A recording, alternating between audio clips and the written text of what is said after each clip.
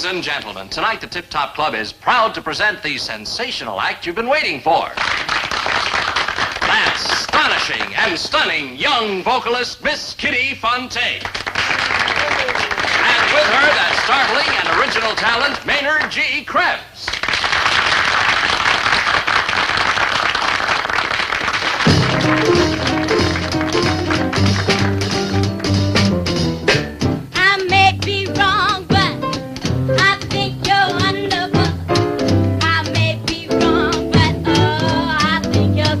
This really is the extremely well-known Miss Kitty Fontaine, and this really is the extremely unknown Maynard G. Krebs.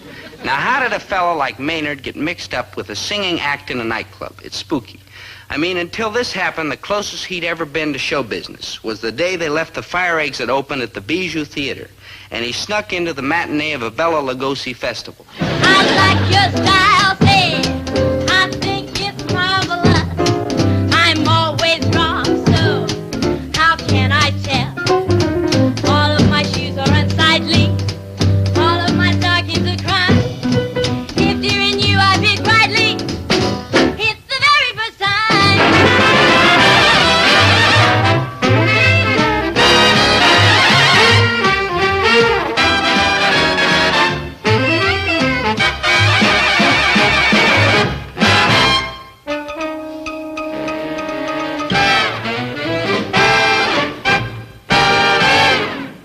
Well, it all started on the day that Maynard decided to stay after our music appreciation class and catch up on his homework.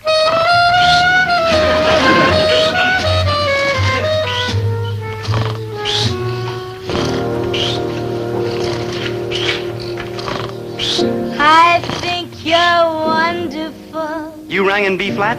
I may be wrong, but I think you're swell. I like your style, say. I think it's marvelous.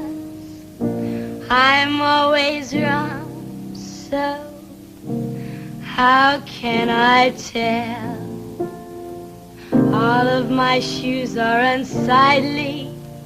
All of my stockings are crime.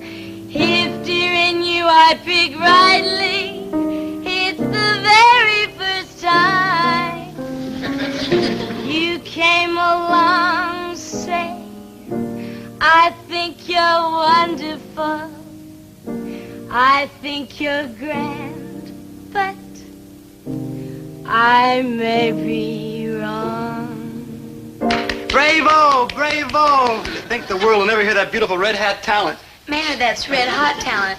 And don't you worry, I'll find a way. No, Emily, you dasn't bother your musical head about business details. You gotta keep singing. I'll find a way. But Maynard... No, I'll be your manager, see, and we'll get you musical arrangements and singing lessons and beautiful costumes, and you'll sing in all the big nightclubs from coast to coast, also in between. But Maynard, I couldn't let you Oh, do I that. wouldn't do it for free. I'll be your manager and collect 10% of all the loot you rake in. Well, that's better. And 10%'s a big chunk, more than half. Great idea, huh? Gee, it's wonderful. But getting all those things would take an awful lot of money, and where are we going to get it? Doggone it. I knew there was something wrong with my idea. Thanks, Maynard. You have a noble heart. And my tonsils are noble, too.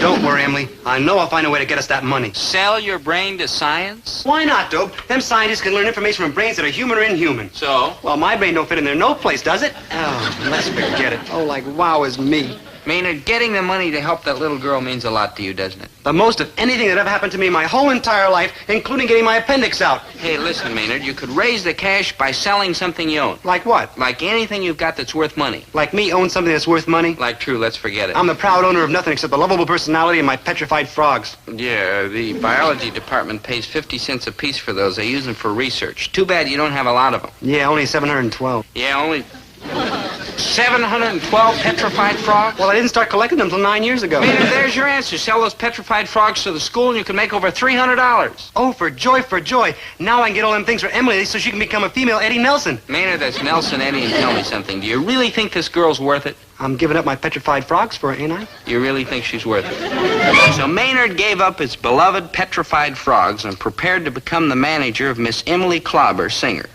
First off, he set out to learn all the vital facts about show business. He put in hour after grueling hour of research, watching old Betty Grable movies.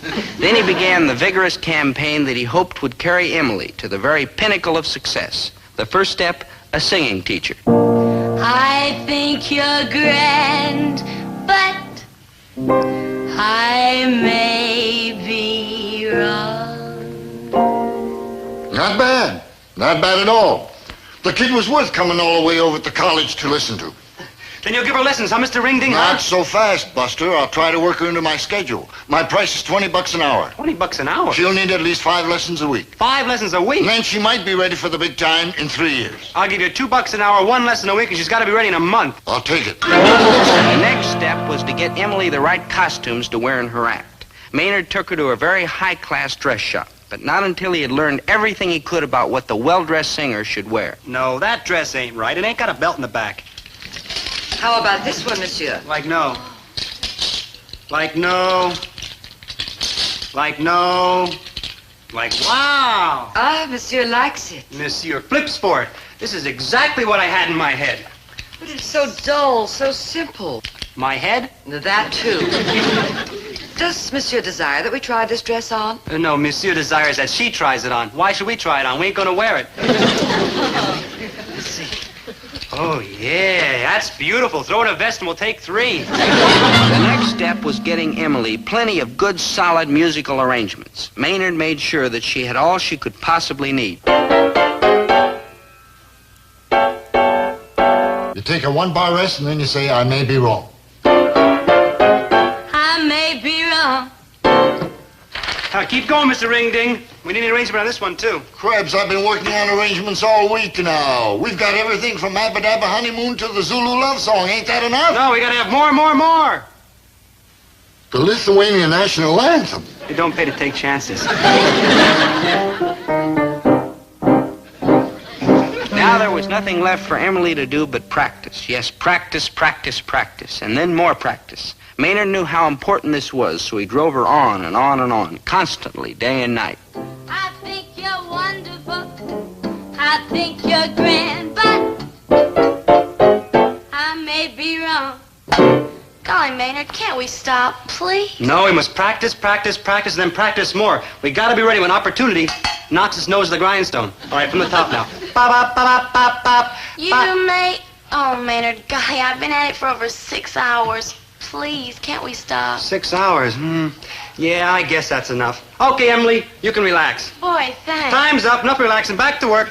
Maynard. Please, no pleading. I may look lovable on the outside, but inside I'm a regular Simon Degree. That's Legree, and all right, Simon. Okay, from the top. Bop, bop, bop, bop, bop, bop. I may be wrong. Pick it up, pick it up. I think you're wonderful. Faster, faster, faster. Finally, after long months of painstaking, backbreaking work, Maynard and Emily were ready to storm the barricades of show business. Let us wish them Godspeed, for their strength was as the strength of tin because their hearts were pure. Once he got rolling, Maynard didn't waste any time. He went straight to Mr. Joe Ziegfeld, a fellow who owned a nightclub in town. Mr. Ziegfeld's response was rather enlightening. Listen to some kid singer over my dead body. Well, if you listen to her sing, then you're gonna have to listen to me sing. Love is a I'll man. listen to her sing. Oh, thank you, Your Entertainmentship. You're a fine, noble, honest... Never person. mind the compliments. Let's get on with it. Where is she? Oh, like behold. What kind of stuff does she sing? Mostly songs. Yeah, but what kind of song? Mostly with music in them. Yeah, but what kind of... Oh, forget it. Go ahead, honey. Get the piano playing music and let's see what you're going to do. Yes, sir. First, I would like to sing. No. I'll tell him. I'm the manager of brains this act. First, my client's gonna sing. Hey, Emily, what are you gonna sing? Sing already!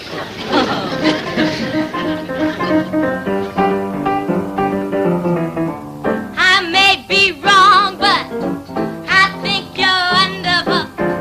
I may be wrong, but oh, I think you're swell.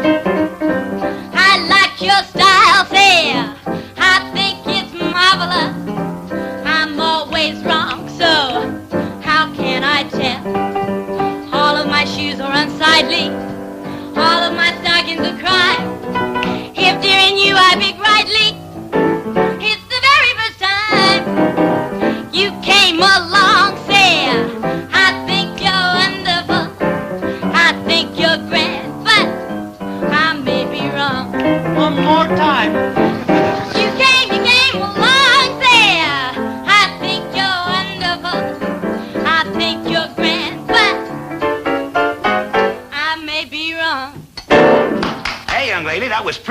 good. Pretty good. Pretty good. She's the hottest thing in show business, singing commercials. She still needs a little work and experience, mind you, but I think I can give her a tryout. Gee, thanks, Mr. Ziegfeld. Please, please, please. No unseemly display of emotion. I mean, it'll like hurt our bargaining position. Oh, please, your producership. Well, we'll take anything. Anything, just name it. I can start her here at the Ricky Ticky Club next Thursday night. $100 a week. $100 a week? Yeah. That's highway robbery. 100 and a quarter. 115. 100 and a quarter or we walk. Okay, 100 and a quarter. You got it. It's a deal. All right, good, because I don't know where we're going to walk to. I'll take the quarter now. A nice new shiny one, please. What's your client's name? Emily Clobber. Kind of gets you right here, huh? Emily Clobber? Oh, no. We got to change that to something unusual. Something that'll make audiences stand up and take notice. I got it. Fidel Castro. Lie down, Krebs, and let me think. It's not my line of work. How about a French name? Audiences dig French singers. Like right, we call him Maurice Chevalier. No, Krebs ain't French enough. How about Monsieur Krebs? How about Fontaine? Fontaine Krebs? And for a first name, we got to get it something very soft and young and female. Lassie. Krebs, down, boy. I've got an idea. When I was a little girl, they used to call me Kitty. Kitty. Yeah, Kitty Fontaine, that's it. Like right, that's it. That's Yeah, it. Kitty That's Fontaine. I can see her name up in lights now. Look, the sparkling new singing sensation, Miss Kitty Fontaine, opens tonight. Just because you think I'll be lonesome, just because you think I'll be blue, just because you think I'll be foolish to stay at home and wait for you. So you made me drop on my girlfriend. You laughed and called me Santa Claus. But honey, I'm telling you, now honey, I'm through with you.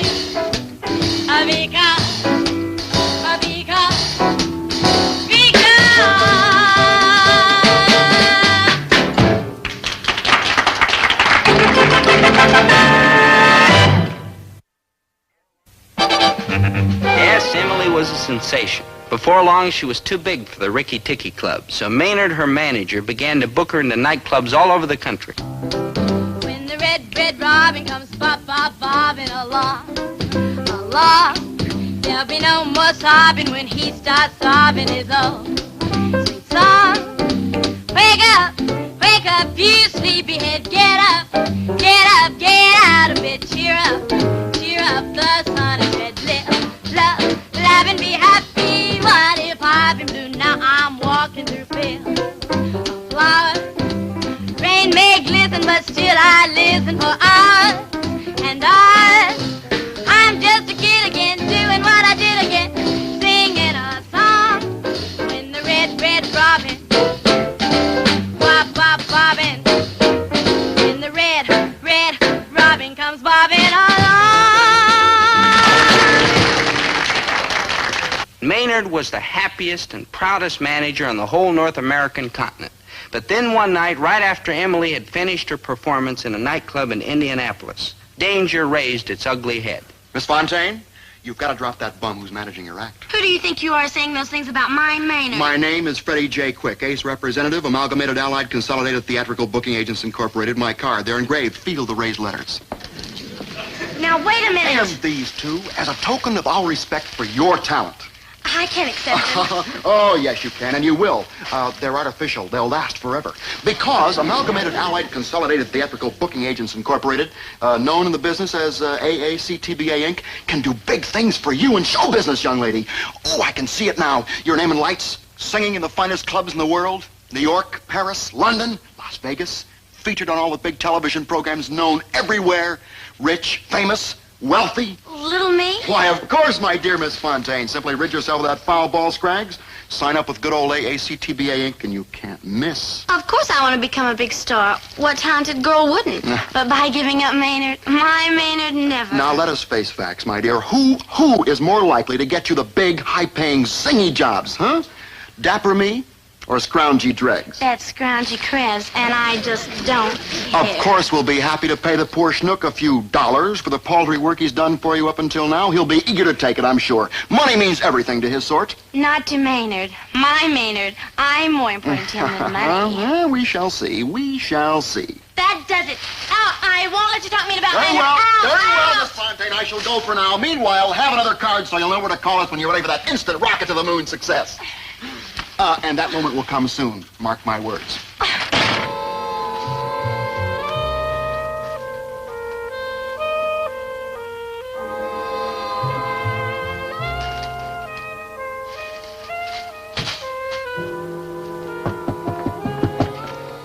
Oh, hi, Maynard. Like, hi. Hey, Chick, you want to hear like a brilliant swinging idea that just flew into my head? Sure, you know I always love to hear your ideas. What is it, a new song arrangement? Oh, no, it's nothing as small and as puddling as that. Well, the idea is I'm going to quit being your manager. Clever, huh? Maynard, stop joking. Nah, I've been hacking around in show business long enough. I mean, the time has come for me to get back to the more important things in life, like collecting tinfoil and petrified frogs.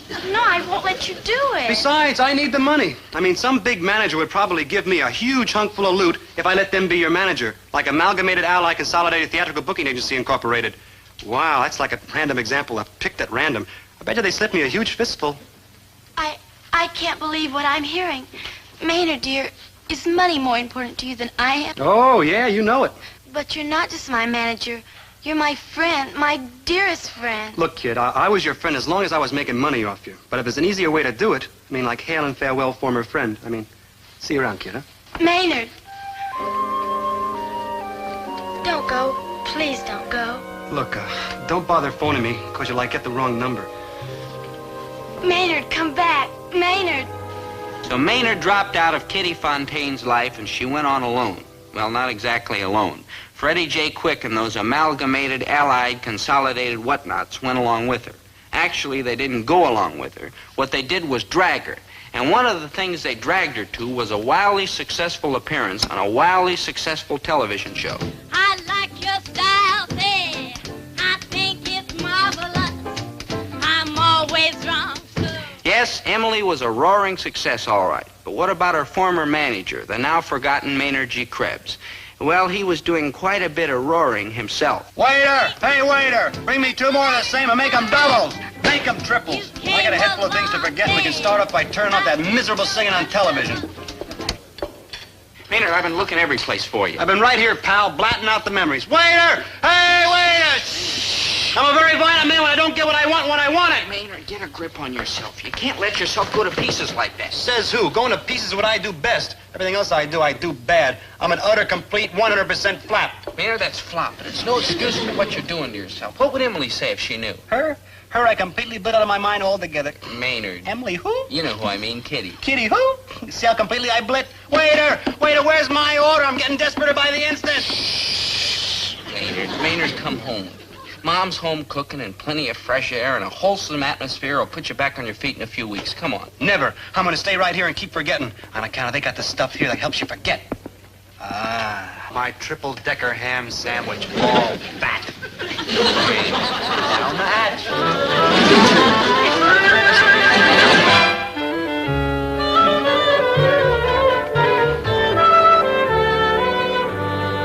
Well, Miss Fontaine, this is it, huh? Tonight you open here at the #1 night spot in the entire country, the Tip Top Club. Exciting, isn't it? Yes, very. Our clientele is the finest, our entertainment the greatest, and our price is the highest. Well, we're happy to have you with us, Miss Fontaine. Thank you. Freddie, I just don't feel up to it. Do I have to sing tonight? But of course, my dear. This is the opportunity you've been waiting for. I know, but I just don't feel up to it. What do you mean you don't feel up to it? She's got to sing. She's got to. Of course she will. I can't. What do you mean you can't? She's got to sing. She's got to. Don't worry, she'll sing. I won't. What do you mean you won't? She's got to sing. She's got to. She will. I can't. But you must. Dobie, you must take me to Maynard. You're his best friend, and you know where he is. Yeah, look, Emily. I'm opening tonight at the Tip Top Club. It's the biggest night in my whole career, the night I've waited for all my life.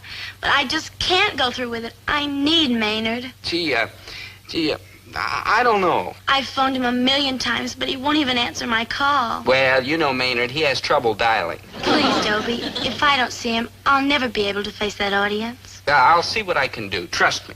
Dobie, where is he? What is he doing? Tell me, please.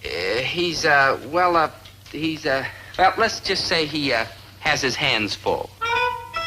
Cheers. Maynard, Emily needs you. She can't open at the Tip Top Club tonight unless you're there. She don't need me. She's got that Freddie J. Quick and the ASPCA Incorporated. I mean, what does she need with scrawny little me? Maynard, I can't let you keep on this way. Give me that. Oh. Well, that won't do you no good. Us refugees from Eaters Anonymous have our own secret methods. Maynard, believe me, she's desperate for you. Like who cares? She's not the same girl anymore. Like who cares? She doesn't laugh or have fun anymore. Like who cares? And she cries all the time. Like, are you sure you ain't making it up? Oh, no, I sure ain't, Maynard. It's true. I mean, she's not having fun, she's not laughing, no frivolities? Right, it's like she grew old all of a sudden. Oh, like a lack and a last, and she does need me. You bet she does. Now, come on, she opens at the Tip Top Club in an hour. Like right. Oh, no. No, Dope, I can't let her see me like this. So what, are you going to be stopped by a little thing like that? Like, positively not. I'm not going to be stopped by a big thing like that.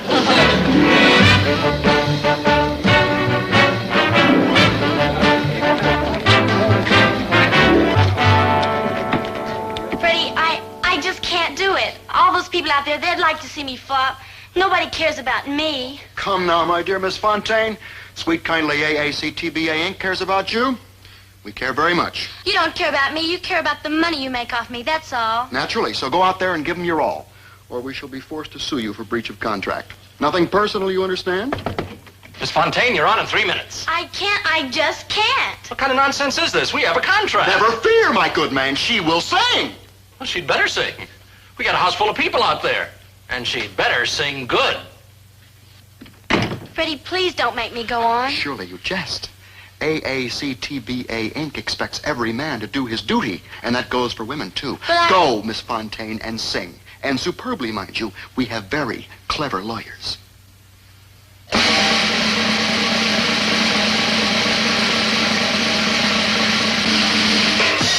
Well, good evening, ladies and gentlemen. Tonight, the Tip Top Club is proud to present the sensational act you've all been waiting for. That stunning young vocalist, Miss Kitty Fontaine.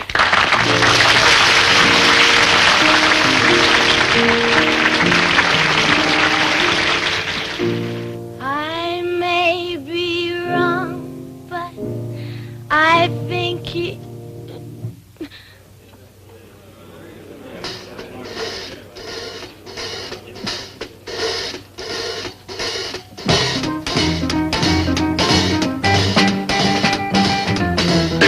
I may be wrong, but I think you're wonderful.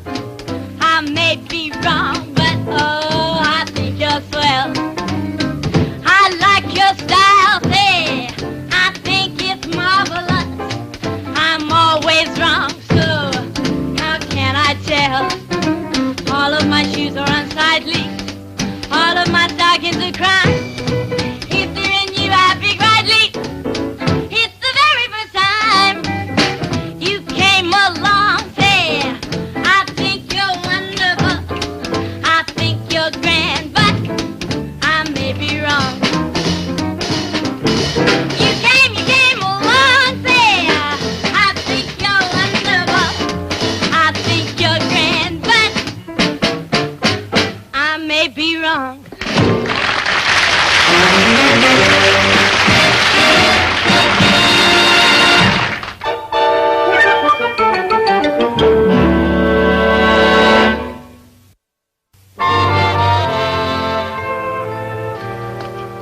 Oh, thanks for being here tonight, Maynard. I couldn't have done it without you. Oh, sure you could have. I mean, I wouldn't have missed it for all the tea and, say, where's all that tea come from? China, Maynard, and welcome home. Come on, let's take a walk. No, I better not. Come on, Maynard, we're back together again. Everything's divine. Well, divine ain't exactly the word for it.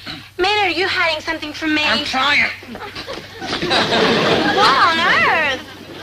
Great Scott, what a tummy. You hate me now, huh? Hate you, Maynard, that's silly. Now you're twice as lovable. Come on, let's get something to eat. Yeah. Eat.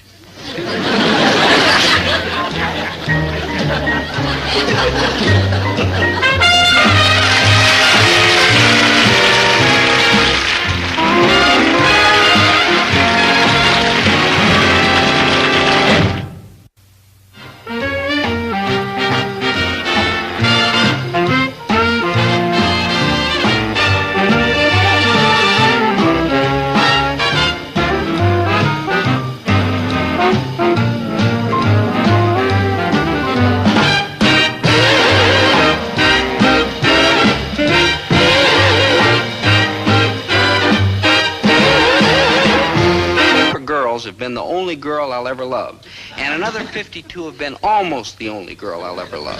But Nancy Sue is the real thing at last. I mean, the way I feel about her, all those other girls might just as well have been Sonny Liston. Yes, this is beautiful. This is genuine.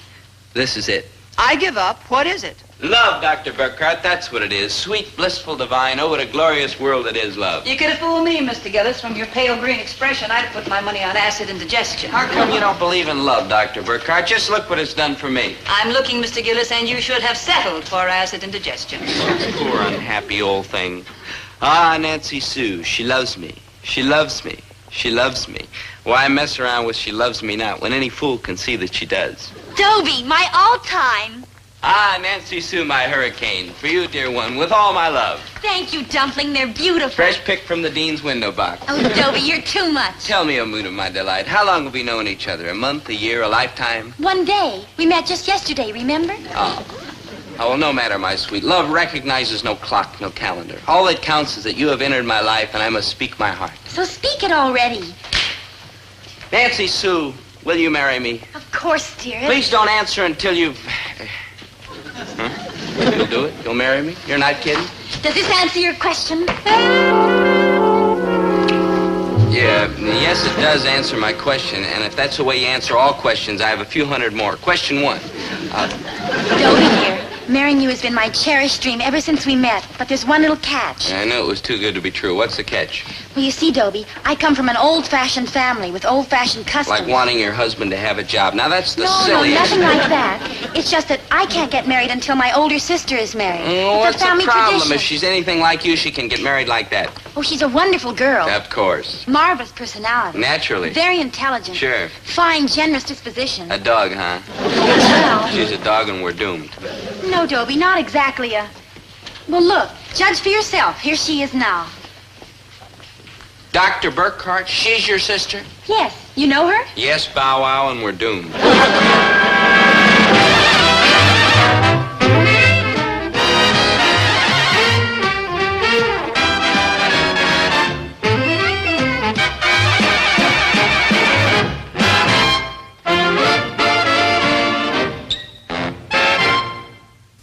Get out your handkerchiefs because I'm about to tell you a very sad story. After long, desperate years of searching, I finally found a girl whom I love and who wants to marry me and who looks like this. But she can't marry me until her older sister gets married, and her older sister looks like this. And now you know why this is such a sad story. Yes, I've got a problem, all right. So I decided to go to my father for advice. Now, Dad may not be the wisest man in the world. In fact, there are some who say that what he is the dumbest. But he is hard-headed and persistent and stubborn, and he doesn't know the meaning of the word quit. Son, the way to solve your problem is to find a husband for this older sister, and having met Dr. Burkhart, I now know the meaning of the word quit. Dad, can't you give us any suggestions? Sure. Send her up to Alaska. Up there, the men outnumber the women 10 to 1, and possibly she can find some guy who figures she can keep the blubber boiling and still look better than a polar bear, and no offense. No offense, Mr. Gillis. I know Imogene doesn't do much to make herself attractive. Yeah, if she did any less, she'd come in second to the polar bear. Well, Mr. Gillis. Oh, but that's not what you know what I mean. But where are we going to find anybody that backward, lame-brained, muddle-headed? You rang? Maynard, how would you like to marry a rather aging but hard-working lady? Herbert! Now, you're right, Winnie. I wouldn't wish either of them on anybody, even each other. Bless your little old heart, Mr. G, wherever it may be. And thank you, Maynard, whatever you may be. Look, you're approaching this all wrong. We don't have to find a fellow for Imogene. She already has one. The question is getting him to propose. She's already got a fella? Well, why didn't you say so? Who is he? Some nearsighted fellow with bad eyes. His name is Clinton Hardwell. He's a certified public accountant, and he calls on her every other Friday and Saturday night. Why, that's marvelous. You see, there isn't anything to worry about. It's just that these certified public accountants take a little longer to work up the nerve to propose. How long have they been going together? 12 years. All right, so it takes these certified public accountants a lot longer to work up the nerve to propose. Well, Clint is a settled type. 12 years? He ain't settled, he's collapsed. Now, just a minute. If this Mr. Hardwell has been keeping company with Imogene for 12 years, he must admire her. Oh, he does. They're the best of friends. I know exactly what to do. We'll wake up this Mr. Hardwell to what he's missing. We'll show him that underneath the prim, cool exterior of Dr. Imogene Burkhart, there lies the heart and soul of a woman. Dr. Burkhardt? Oh, come now. To do this, we will put her in the hands of a perfectly sophisticated woman of the world. A woman who is well-versed in the ways of love and courtship. A woman who is practical and realistic and still at the same time sensitive and gentle and, utterly feminine. Well, if there's no one here man enough to plunge in, I'll ask the question. Where do we find such a chick? I am talking about me. You? Oh, come now. Me?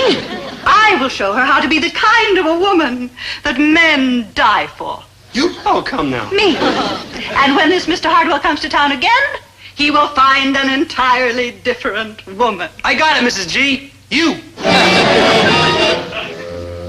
My folks are the greatest Americans since Christopher Columbus. Oh, sure, I get mad at them on certain rare occasions, like whenever I'm with them for more than 3 or 4 minutes at a time. But when the chips are down, they really come through.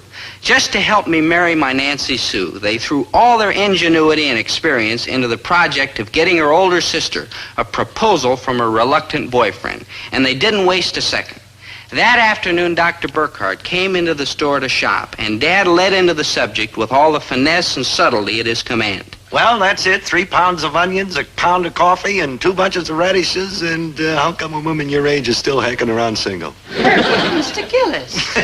Just joking, ladies. Just joking. Laugh a minute, Gillis, they call me. You got that kind of talk, Mr. Gillis, and what you'll get every minute is a hit in the head. Yeah, but getting on the square, Doc, I've been thinking a lot about it. Now, how come a classy chick like you ain't married, I says to myself. Not that it's any of your business, Mr. Gillis, but that's exactly what I says to myself. No. Yes. Well, then, what's the problem? Just do like we tell you, and you'll hook some poor fish quicker than you can say community property. Dr. Burkhardt, what my husband, in his own strange way, is trying to say is that we've known you for a long time, and we're very fond of you, and we believe that... Well, forgive me, dear, but we honestly believe that you're a far more attractive woman than you appear to be. You'd have to be. I see. Well, naturally, an Alice Faye or a Gail Patrick you will never be, but there's no law says you have to keep walking around being the mess you are now. Thank you, Mr. Gillis. Anytime. Well, just give us a chance to clean away the debris, and I guarantee you that any creep that sees you and don't propose ought to have his head examined. Thank you for your interest and concern, Mr. Gillis and Mrs. Gillis, and it so happens that there is a creep who ought to have his head examined. Yeah, we heard all about that certified Herbert public... Dr. Burkhardt, what were you going to say? I was going to say that this whole thing is obviously a put-up job to try and get me married, and you're wasting your time because I'm perfectly happy with the way things are now. Yes. Stimulating the brains of sleepy, unwilling students by day, deciphering their examination papers by night. Naturally, I read, I watch television, I knit sweaters, I play bridge with the girls. It's a rich, full, satisfying life. Fine, Oh, yes, but- and there's one more thing. What? Every word I just said was a big fat lie. I despise being single, and Mrs. Gillis, when do we start redoing me? I can't wait to get that backward oaf to propose. I knew it.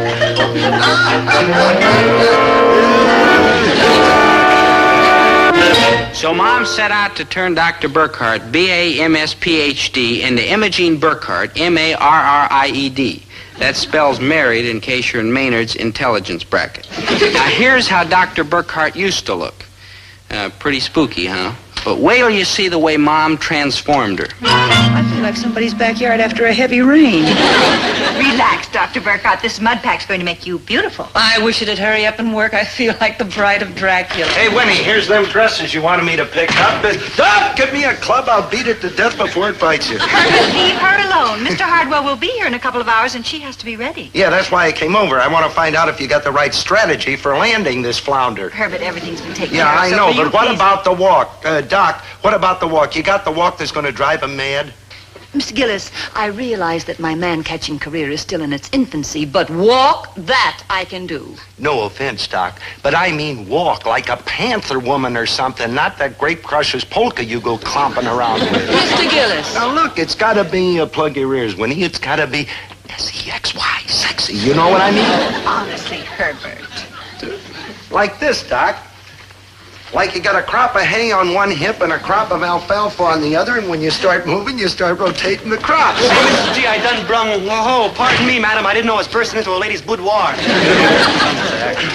Oh, it's you, Mr. G. Yeah, it's me, Mr. G. Care to dance? Never mind. Mrs. G, I done the lipsticks and perfumes and makeups for Dr. B from the drugstore. Ooh, what you must have said to the witch doctor. Mind and go away. Yes, clear out, both of you men. Dr. Burkett has to try on these dresses, and we have to select the one that's going to be the most appealing to Mr. Hardwell. How about some with a belt in the back, 2 pairs of pants? They're nice. Out, Maynard, out. With a derby hat. We have less than 2 hours to get Imogene into a shape that will make that certified public accountant. Sit up and take account of himself? Yes, she does look beautiful, doesn't she? Golly, beautiful isn't the word for it. Try ugly. You know something, Doc? If you was to show up at the Bison Lodge Hall looking like that, I guarantee you that half the guys at the pool and pinochle tables would get up just to give you the 00. I'm scared. Do you think Clinton's gonna like this? Dear, I wouldn't be surprised if he proposes to you the minute he sees you. I would. Imogene, just remember the things we've told you. Keep the room nice and dark. Yeah, and keep a lot of soft romantic music going on the record player. And act sophisticated, remote, and mysterious. Speak to Clinton in a low, sexy voice. And if he still don't make a grab for you, pack him in. He's dead. I just hope that he likes me this way. He'll love you. There's nothing to be nervous about. Oh, I'm not nervous. I'm perfectly calm and relaxed about the whole thing. I mean, after all, it's him. It's Clinton. He's here. Oh, dear, how do I look? Do I look all right? Do you think you'll like me? Oh, dear. Just let him in. Everything will be fine. And if you need us, we'll be in the next room, sort of, shall we say, observing? Shall we say snooping?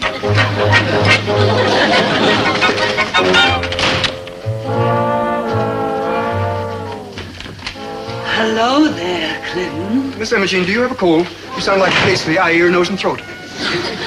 Oh, no, I'm fine. Good girl.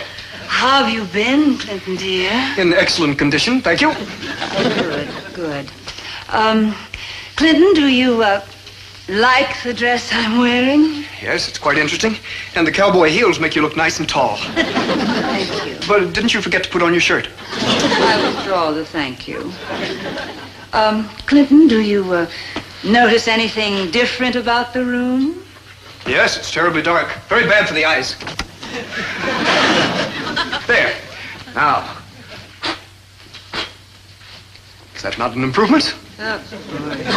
Miss Imogene, where would you like to go this evening? I just finished the inventory for the Amalgamated Glamis Company, and I thought we might celebrate with an evening of, well, shall we say, madness. Let's say madness. That sounds divine, Clinton, dear. I hear they have a marvelous bossa nova band at the Peabody Roof. Well, I was thinking more on the order of a thought-provoking lecture on capital gains with the state tax department at Civic Auditorium. Or perhaps a demonstration of tabulating computers at the college. They both sound fascinating, don't they? That's the word, fascinating. On second thought, Clint, why don't we just stay here for the evening, just the two of us, alone, with no one else around? How does that sound? Well, not bad. No, not bad at all. We'll stay here and work up our own excitement. Exactly. Right. Switch on the television. The Late Late Show is featuring an all Peter Lawford festival.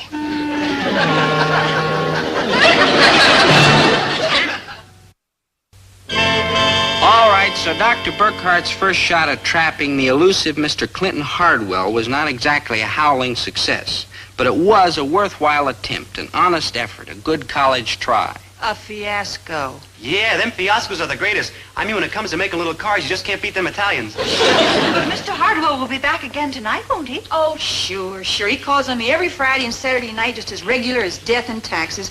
But it'll be just the same as last night and every other night for the last 12 years, no matter what I do. He just doesn't look on me as a desirable woman. Oh, don't feel too bad, Dr. B. He probably wouldn't have looked on me as a desirable woman neither. Well, we can't give up now. Look at the marvelous miracle that we accomplished last night. Right, Dr. B. You were like another woman. I mean, I could have gone for you myself if I was another man, which I'm not, you know. Maynard, either make sense or clam up, and you just gave me an idea. A great idea. You? A great idea? Like, huh? Another man. That's it. Oh, my glad I thought of it. Why, there is nothing will make a man sit up and pay attention like finding out that there's another man in a woman's life. Yes, of course, jealousy. He'll sing a different tune when he comes face to face with the green-eyed monster. You rang? Of course, only one of my eyes is green, the other two is vermilion. I'm afraid there is no other man in my life, Mr. Gillis. Confound the luck, and Clinton knows it. Then we'll invent one. No. Make-believe boyfriend will never work. Clinton's a hardhead. He only believes what he can see. So we'll unhard his head and make it see something. Herbert, you mean... You bet I mean. We will hire some big, handsome, good-looking brute to charge in on Doc here when that pencil pusher is there and grab her and hug her and squeeze her and kiss her. Oh, he will go for that, huh? I don't know about him, but I sure will. You're a teacher. Nothing's the same since the Great War. Mr. Gillis, where are we going to find such a man? I mean, we can't expect him to just walk through that door by just saying abracadabra. Abracadabra. Oh, hi, Casimir. Abracadabra. Sure, I wave my magic wand at the cows and come up with an excellent vintage of fine bottled milk. How many quarts should I leave? 30 ought to do it. And while you're there, take a look at the sour cream and the buttermilk, will you? And also the cottage cheese. Doc, I think that we ought to be able to come up with the right fella if we're willing to part with about $20. I get $25 and I'm the right fella. But Casimir, you don't know what you'd have to do. Mrs. Gillis, for $25 I would kiss a polar bear. That's our man. You better hold out for more loot. The one they want you to kiss is a woman named... Mr. Krabs? No, not Mr. Krebs. It's... Maynard, please, no name. Okay, Casimir, we got a deal? Now, just a darn minute, Mr. Gillis. My friend hasn't said yes to this. That's true, Herbert. She hasn't. And she hasn't said no, either. Okay, how about a simple yes or no?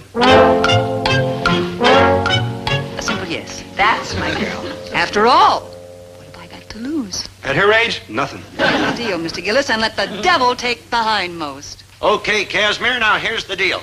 Tonight at 8:30 sharp, I want you to go out to a Dr. Burkhart's house. I'll give you the address later, see? And I want you to run in and yell, "Imogene, my loved one, I am dying of unrequited love and frustration and all on account of you." Yeah, that's when the boyfriend pelts you right in the mouth. Now, hold it, Herb. I just want to make No, it'll never $25. come to that. It's just a little scheme to get her boyfriend to propose. Now, go ahead, Casimir, and show us how you're going to do it. Yes, and do it good. $25 good, because I'm going to be outside watching you every minute. Me too. I love the eavesdrip. That's eavesdropping. Oh, no, you don't, because I'm going to whap anybody that I catch getting nosy. All right, Casimir, go ahead. Right. Now, for $25, leave us assume you're Imogene. Imogene, my loved one, I, Casimir H. Prohosky Jr., am dying of Casimir H. Prohosky? Casimir H. Prohosky Jr. Go and find one of them when you need one. Maynard, please. All right, Mr. Prohosky, go ahead and show us how you're going to... Casimir H. Prohosky, Jr. Casimir H. Prohosky, Jr.? Right. He's a fine, hard-working man. He's in the dairy game. But he has a violent temper, and he's insanely jealous. I'm so afraid that he's going to come bursting in here and do something desperate now that I rejected his offer of marriage for the 17th. Or is it the 18th time? Oh, Clinton, I am just frightened to death of what might happen. Clinton, you're going to tell me what to do. What shall I do? Help me. Casimir H. Prohosky, Jr. Oh, it isn't myself I fear for, it's you. There's just no telling what he might do if he finds you here. He looks on me as a sort of goddess, you see. Casimir H. Prohosky, Jr.? Dobie, leave them alone. You know what your mother said about eavesdropping. Yes, we shouldn't do it. True. It's unmannerly and impolite and shameful. So why are we standing here? Let's get back to it.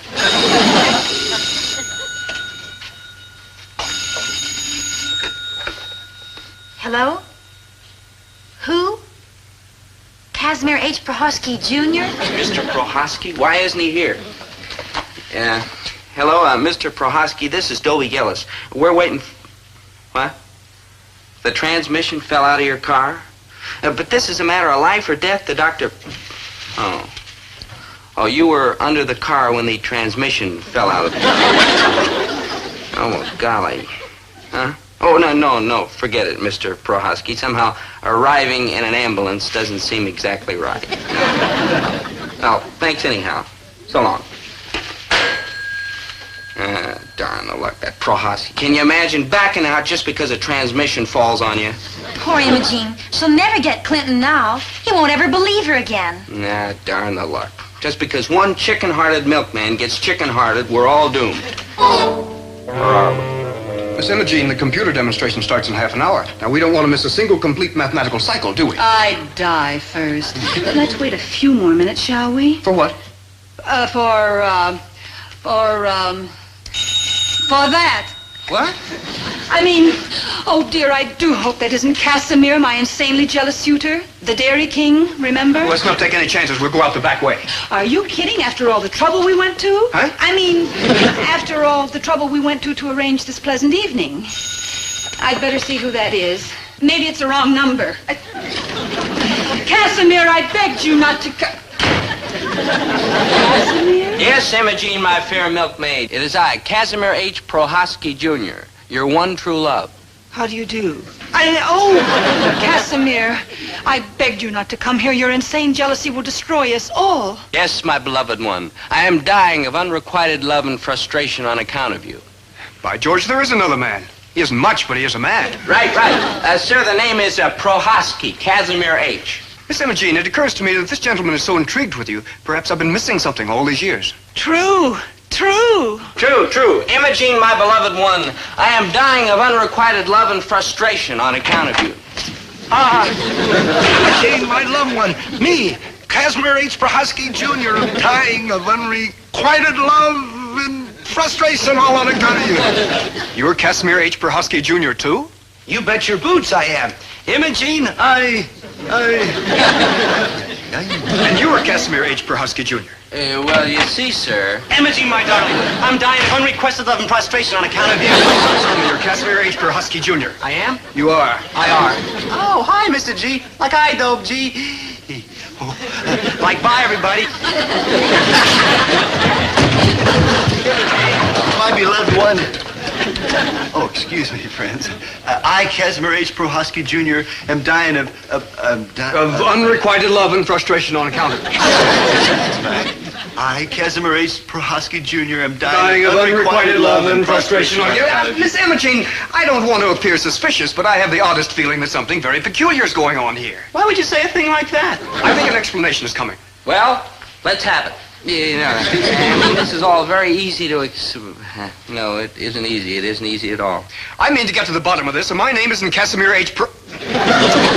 J. Hardwell. Now, how is it that you're all named Casimir H. Prohaski, Jr.? Good question. And I demand a good answer. Any volunteers? Yeah, Mr. Hardwell, would you believe it if I told you that Casimir H. Prohaski, Jr. is a very common name in this neighborhood? No. I didn't think. Would you believe it if I told you? And naturally you wouldn't. Nobody's that foolish. Oh, look, Mr. Gillis, Dobie, Maynard, I appreciate what you're trying to do, but we have been caught. So let's just give up and... Hold the phone. You mean this is the chick you paid me $25 to play up to? Yep. Well, keep your dough. This I do for nothing. Now, wait a minute. I mean that hair, them eyes, that build. Please, Mr. Prohaski. Them legs, them teeth, that skin. Please, Mr. Prohaski, go on. Put them all together, Doc, and... They spell mother. They spell, what are you doing later tonight, kid? They got a hot bossa nova band at the Peabody Roof. I'd love to. Miss Imogene, he hasn't even asked you. He will. You bet I'm asking. I'm accepting. Miss Imogene, what about the demonstration tickets? They're all paid for. I'm sorry, Clinton, but it's a little too little and much too late. Besides, I've never danced the bossa nova with anyone named Casimir H. Prohaski. Junior. well, son, we got her a fella. And a live one. Well, I never. Well, I never either.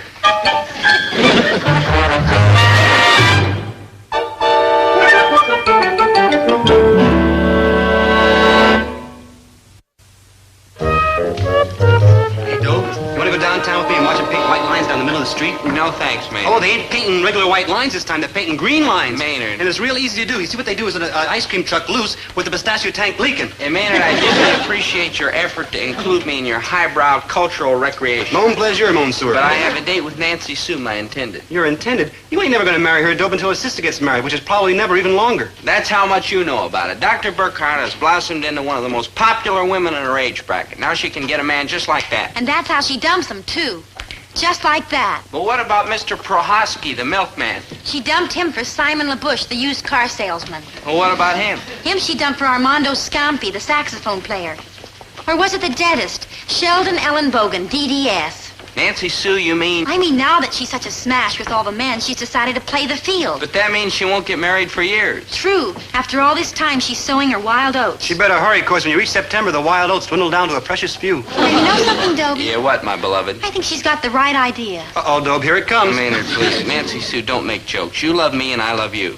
Not so fast, Dobie. I'm not so sure anymore. Yup, this is it, Dobe. Just watch. Maynard, butt out. Nancy Sue, you're kidding, of course. Aren't you? You're a nice boy and all that, but I think I need time to look around. So goodbye. Bingo, that was it. Ready, big sister? I've got a couple of live ones lined up for us at the Peabody Roof. We're going dancing. No offense, Dobie. But Nancy Sue, what about us? What about... Oh, cheer up, good buddy. You still got me.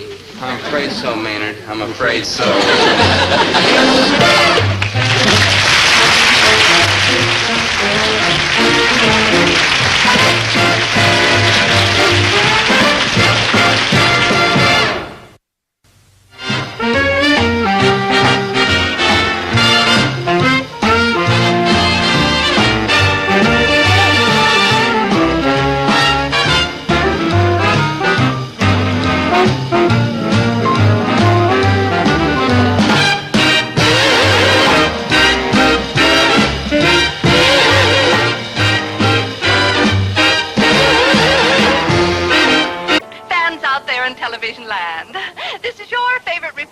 And mine, said a Parsnips, bringing to you the event that women everywhere have been waiting for. The world premiere of that epic of epics, Blood, Sand, and Minestrone. Oh, here she comes.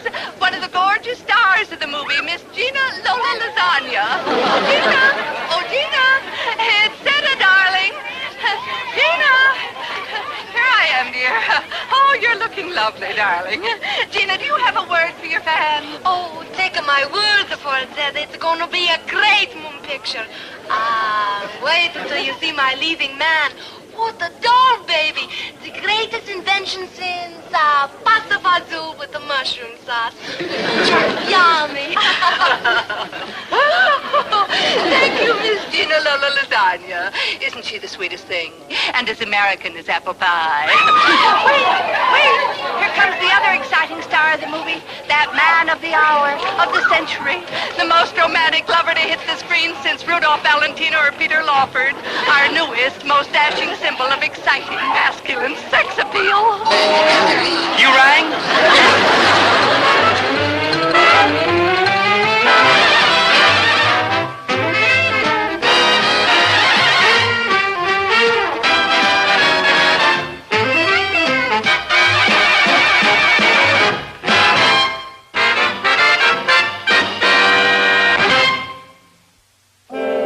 This is a love symbol better known as Cupid. And this is a love symbol better known as Candy. And this is also a love symbol better known as, are you ready for this? Maynard G. Krebs. Kind of shakes your faith in American womanhood, doesn't it? No offense, Maynard. Where did it all start? In Professor Guildenstern's biology class one day. How did it all start? With two simple but significant words. Like a Gesundheit. No, Mr. Krebs, I did not sneeze. What I said was ovibus moscatus. Sounds like a sneeze to me, like Gesundheit. Thank you, Maynard. You're like welcome, though. Mr. Gillis, you didn't sneeze either. Just saving up the like Gesundheits for a rainy day, sir. Like good thinking, though. I thank you, Maynard. Like you're welcome, though. Like goodbye, all. Back, all of you. For a moment there, I was tempted to run away and hide from your eager, trouble-making faces. But I was drawn back by some strange, irresistible force. Like your salary. Like true. I thank you, my dear fans. Now, where was I? Back there by your desk, one step back, a little bit to the left. Mr. Krebs, do you want to take charge of this class? Oh, my pleasure. Class dismissed, everybody.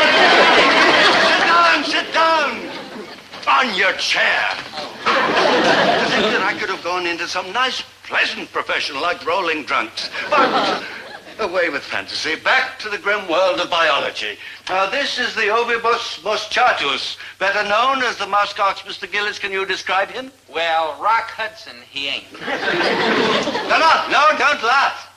Mr. Gillis, whom I like to regard as the blind marksman of Biology 3, has, by the wildest of miracles, hit the nail right on the head. The crucial fact about the muskox is, indeed, that Rock Hudson, he ain't. Man, a man G. Krebs, he ain't. Incredible, but true. In fact, the male musk ox is so ugly that not even the female musk ox can stand the sight of him. But how, Professor Guildenstern? Aha, but how indeed? How does the musk ox attract his mate? He attracts her by the overpowering aroma of musk. One sniff and she's a goner. Now, what do we learn from this fact? If you're a lady musk ox, don't inhale. It teaches us that each of nature's creatures has its special way of attracting the opposite sex. What he said. Now, this is my colleague, the late Dr. Rosencrantz. He devoted his life to the development of an aroma based on musk that would lure animals from the jungle for use in the zoos. He died in the attempt, poor chap. Whilst on safari in Africa, he accidentally spilt some of the stuff on himself and was trampled to death by a lovesick lady hippopotamus. I can laugh. We buried him on the lonely slopes of Mount Kilimanjaro in a manila envelope. Saddest story I ever heard. Yes, poor Professor Rosencrantz. He gave up his life for science. No, poor lady hippopotamus. She never got the fellow she was after. This is the only remaining sample of Professor Rosencrantz's formula captured from the lovesick hippopotamus. It has defied all attempts at chemical analysis and therefore cannot be duplicated. Still smells like burning rubber. Poor lady hippopotamus. Maynard. 3,000 pounds of ugly loneliness. Mr. Krebs. 3,000 pounds of lonely ugliness? Mr. Krebs. Several thousand seconds of peace and quiet. Here, class dismissed.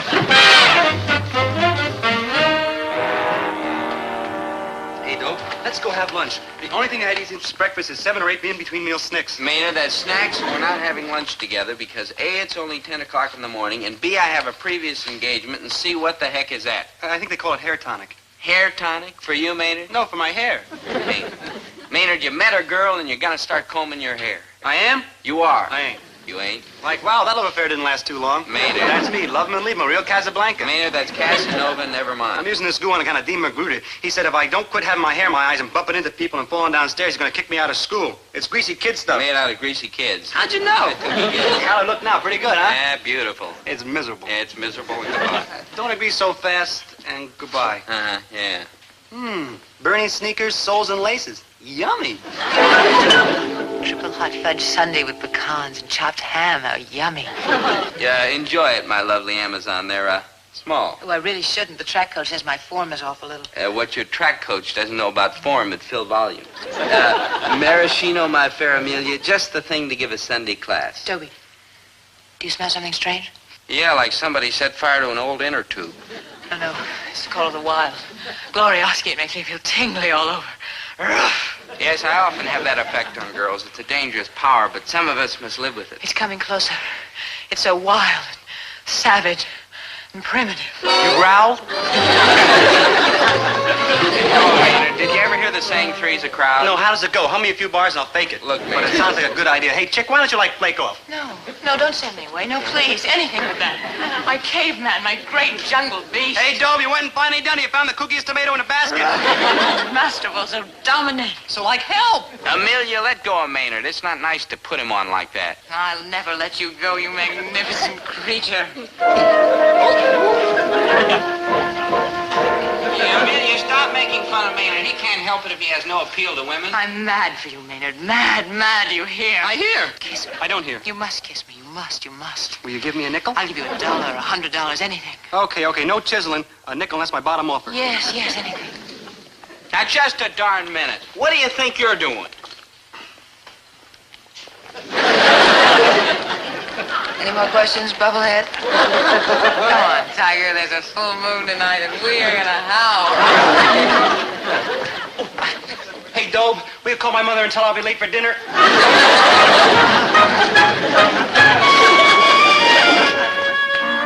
Oh, hi, Dad. You saw? I saw. You believed? I believe. No, who can believe a thing like that? What we just saw was an optical illusion. Good. I'm glad it didn't really happen because I just hate maraschino cherries. So there I stood, charming, debonair, and shot down in flames, while Maynard galloped off, or vice versa, with that fine, sturdy hunk of girl. I was in what might be called a total funk. I mean, how was I supposed to know that Maynard was loaded with some nutty aroma that sent girls straight to Apeville? Why, I kept asking myself. Why? Then I got a sensible, intelligent, well-reasoned answer. That girl is out of her cotton-picking head. She is a nut. Do you really think that's it, Dad? It's gotta be.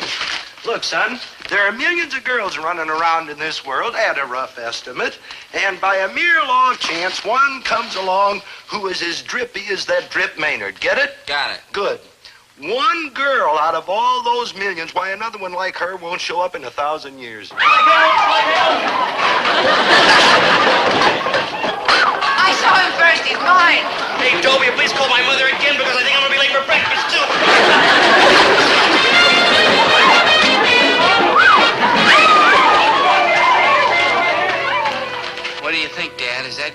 her cotton-picking head? No, she ain't. Then what's the answer? We are out of our cotton picking. Sam Hill is that Professor Guildenstern. He better hurry up and get here and examine my head quick before I grab a fast freight for the frenzy factory. And I'll be in the caboose behind you. Now stop acting silly, both of you. There's a perfectly logical explanation for what happened. But you didn't see it when either way those girls went charging after him. It was like the Battle of Pork Chop Hill. And Maynard was a pork chop. I tell you, Mom, it was spooky. Now simmer down. The reason that the girls were mobbing Maynard is as clear as the beard on his chin. It must have been a sorority initiation. A sorority initiation? Yeah, sure, Dad. That's it. They had to kiss and hug Maynard so they could get into a sorority. Oh, come on. Nobody'd want to get into a sorority that bad. They do even tougher things, Dad. Tougher than kissing Maynard? Well, then we weren't seeing things. The old bulb hasn't gone dim after all, huh? Of course not. You're both as healthy and normal as anybody in town. Hey, you hear that, son? We're healthy. Yeah, we're normal. Like help, like assistance, like help. Dream boy, love a man, play with me anywhere, everywhere, forever. But you were staying at the old lady, all set to marry that nice-looking fella. Never heard of the bum. You I want, you adorable, cuddly little chipmunk. But you're gonna miss the wedding, and all those hundreds of folks are waiting. Let him wait for good. I'm after you, baby. Like help, like assistance, like help. Miss, may I ask you a question? Look at him, isn't he superb? Are you trying to get into the sorority? Oh, who's got time for such foolishness when there's stuff like him running around loose? Lover, come back. I'll never let him go. Never, never. There, dear, you'll get over him. Never, never. Oh, thank you, Mrs. G. Dobe G, Mr. G. They came and got her. Yeah, that's all right, Maynard. We did it out of common decency. Right, we do it for anybody who was being chased by a nutty dame like that. Whoa. Not me. I did it because I wanted to mother him myself. Oh, no. Maynard, you are the cutest, cuddliest little fella that I ever met in my entire life. Kitty, kitty, coo. Minnie. Kitty, kitty, coo. Mom. Kitty, kitty, coo. Anybody. All right. A building doesn't have to fall on me. I finally figured out what was going on. Maynard had developed a mysterious attraction that made women go as ding-dong as midnight in a clock shop. It was a bewildering, terrifying, shocking power, and boy, I wish I had it. But at that moment, our problem was Maynard. We said to ourselves, how can we protect him? How can we guide him? How can we help him? How can we make a buck off him? And at a time like this, how can you think of such things? For a money grubber like him, it's easy. Thank you, Maynard. Now, let's figure this thing out logical. Any time a dame, young, old, or even Winnie's age, no offense, dear, gets close to Maynard here, she throws the swingin'est conniption since Francis X. Bushman was, I got it, that's it. Kid, shake hands with your agent. Agent? What does a fellow who collects petrified frogs and tinfoil need with an agent? What petrified frogs and tinfoil? I'm taking this kid to Hollywood. I'm gonna make him the biggest thing to hit the movie theater since buttered popcorn. Maynard, baby, a star is born. What do you say to that? Oh, boy, buttered popcorn. No, Maynard, your name up in lights. Where? In front of every theater in the country. The words no woman can resist. 3 dishes. No. Bingo tonight. Oh, Maynard G. Krebs. Hey, that's me. We can do it in no time at all. Oh, I can see it now. Your name up in lights. Dad, you've got to be kidding. How can you make a big movie star out of a dud like Maynard? No offense, Maynard. My name up in lights. Where? Let's put it this way. With my talent for promotion and Maynard's face... no, let's put it this way. With my talent for promotion and Maynard's personality... No, let's put it this way. I should have never thought of it in the first place. I must have been out of my mind. Let me put it this way. You were. With my name up in lights. Where? Oh, hello, everybody. Maynard, how nice to see you. Kitty, kitty, coo. Oh, I just can't resist the impulse. I've got to mother him. I'll get away from that altar again. Get your hands off him, sister. I saw him first. Isn't he adorable? Maynard is a Hollywood love symbol? Yeah. With my name up in lights. Where? So that's how come we decided to take Maynard to Hollywood and make a big smash movie star out of him. Well, it's possible. Look at Trigger. Now, this is glamorous Hollywood. This is the glamorous studio where we took Maynard. Are you sure baby got started this way? Never mind. we'll get in there to see Crumley some way. After all, he's the head man. Hey, why don't you put a hat on and sneak in the office disguised as a human being? or do like you did last Christmas. Hey, Maynard, how'd you get it? I did. No, look, we won't do anything carny. After all, I am a respected independent retail merchant, highly respected in my community, and I intend to walk in there in a stately, dignified, respectable manner. Yeah, I gotta find a new Rudolph Valentino for this next Gina Lola lasagna picture. I tell you, JT, if I don't dig one up right away, it'll cost me $8 million. A whole lifetime of work down the drain. I'll be back in the chicken plucking business, ruined. Otherwise, everything's fine. Yeah, thanks for asking. Yeah, I'll see you at the club, JT. I beg your pardon, sir, but by an odd Who the coincidence, blazes are you? And whatever the answer is, out you bum. Hold it. It just so happens that the bum you were shoving around is Herbert T. Gillis. So? And so the bum who happens to be Herbert T. Gillis also happens to represent the love symbol you were looking for, the new Rudolph Valentino. Well, you got a client with oomph? Oomph? Mr. Crumley. Women take one look at him and you'd think it was feeding time at the zoo. All right, Gillis, I'll take a look at him. You got exactly 3 minutes, and he better be great. Trust me, Crummy, old man, trust me. The last man that called me Crummy got fired on the spot, and he was a relative. Now bring in this new Valentino. Yes, sir. On the double, sir. Come on in, dollface. You'd better sit down for this. You're not as young as you used to be, and his sheer animal magnetism is going to knock you right off your feet. So hold on to something, because here he is, in person, Mr. Dynamite. Hey, you got a corner I can sleep in? I pushed. This is the new Valentino? How does he look to you?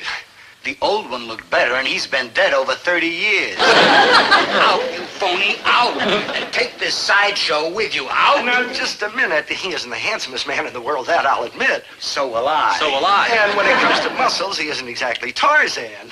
When it comes to muscles, he isn't even Jane. Oh, that's the screwy part of it. You see, to men, he looks like a mere slice of nothing, but to women, he's the greatest thing since George accounts. Yes, they find me quite adorable. Who left the cookie corral open? This is the nuttiest story Yes. Miss Lola Lasagna's here? Ask her to wait just a minute while I get rid of Brainless Incorporated and his partner.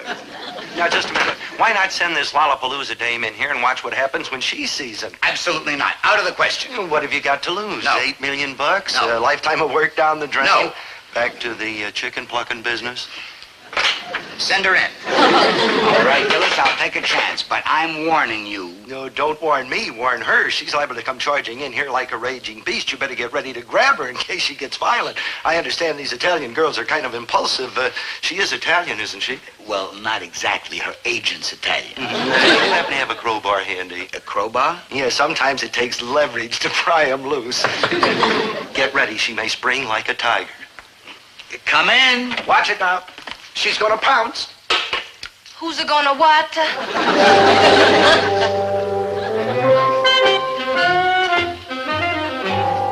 I give up.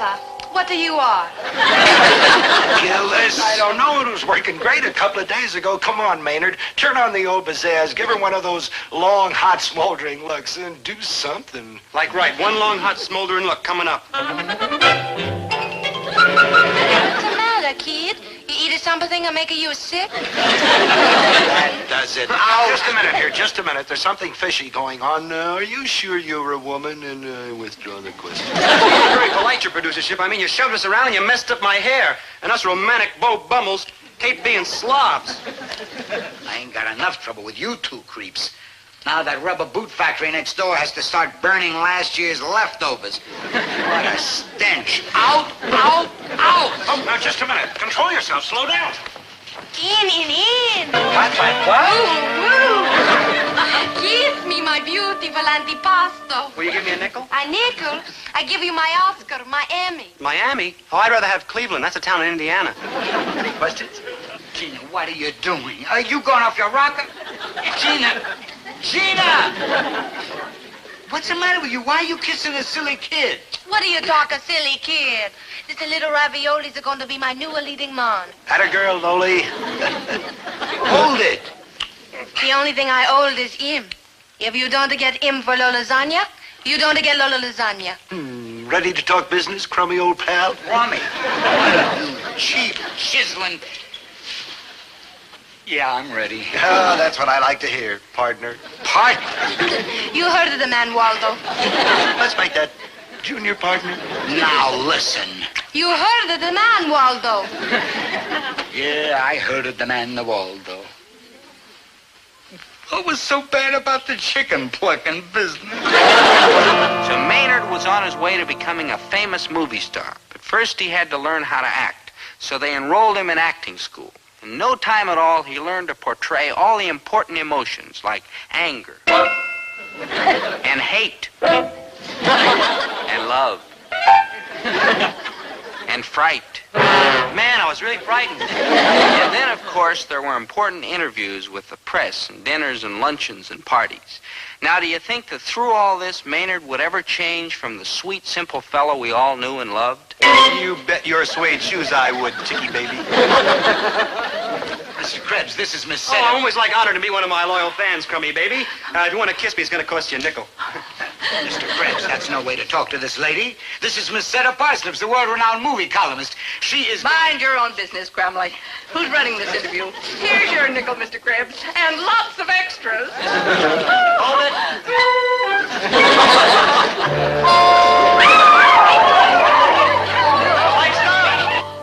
It's amazing. Wait till I tell my readers about this.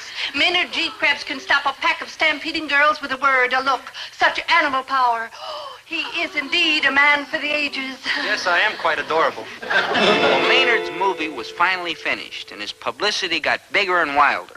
The premiere was sold out for weeks in advance, thanks to Seta Parsnips and 372 other lady columnists who flipped regularly over him once a day in print. Now, for those of you who tuned in late, that's how we started this story. We were at the premiere, see, and Miss Seta Parsnips was waiting for Maynard to arrive. Then Maynard got there and set all those female hearts aflutter.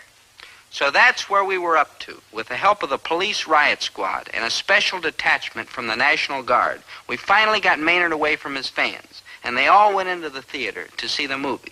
We stayed outside to wait for their reaction. Of course, there was nothing to worry about, especially when it came to the women. With Maynard in the starring part, they would have gone wig over a movie about the care and feeding of the water buffalo. Yes, we couldn't miss. We missed. You mean I ain't a smash? What you are is a bomb. Yeah, I did hear some booing. Yeah, but I heard a lot of people applauding. They're applauding the booing. We're ruined. I don't understand it. When they see him in the flesh, he kills them. Yeah, but when they see him on the screen, he's a dud. Yeah, he does seem to lose something in the translation. It's almost like you gotta smell him to love him. They're gonna walk out of there like somebody hollered women and children first. No, they won't. Maynard'll stop him. Like how? Like with force, raw animal magnetism. Dominate him like you did back in the office. That's right. They'll do anything I tell them. It's like a magical power. I'll go in there and order them to love the movie. Right, so don't just stand there, move. Right, but first I gotta comb my hair. I mean, Slobsville is behind me. Oh, we got no time for that foolishness. Come on and get in there. My hair tonic, it's... Never mind that stop. Buy you a barrel of it. Yes, sir, your clearanship. Like stop. I, your honored love symbol, command you. No talent bum has been, never was, stale pizza.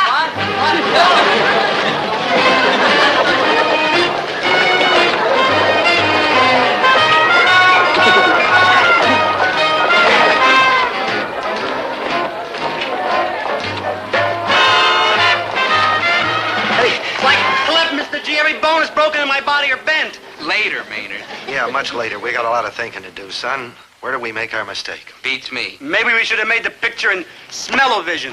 Maynard, either say something sensible or keep your silly notions to yourself. Yeah. Smell-o-vision. The wackiest thing I ever heard. Smell-o-vision. Yeah, come on. Oh, you put it on plate.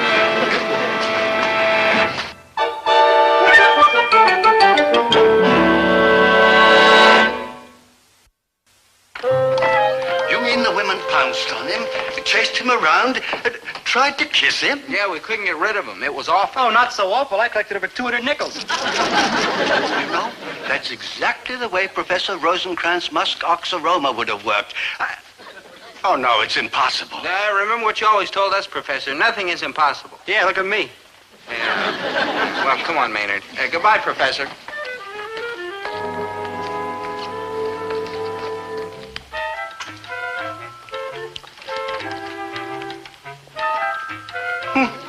smell of burning rubber seems to have disappeared. Oh, well, of course, you never can trust the muskox. Such unstable creatures.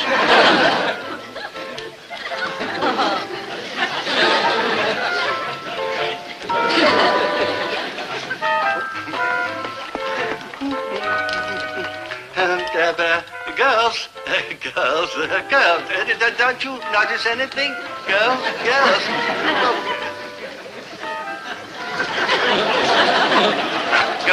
inhale. Huh?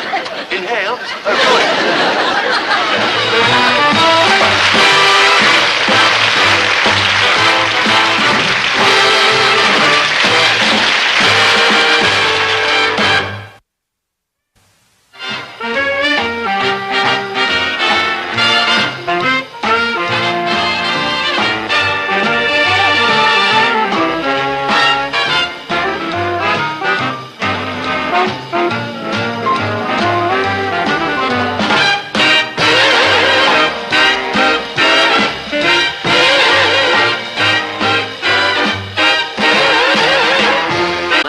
No, he's not. Yes, I am. Same here.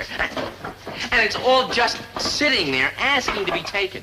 2,500 for you, 2,500 for me. Now, what do you say? He's out. Yeah. 2,500 apiece, Gillis. You're wasting your time. 2,500 for one job and our troubles are over. Now, what do you say? No. Oh, see, you're talking to Dobie Gillis, not some crooked bum. You're sure we could get away with it? Absolutely. I'll do it. Partner! Oh, what do you know? He is a crooked bum.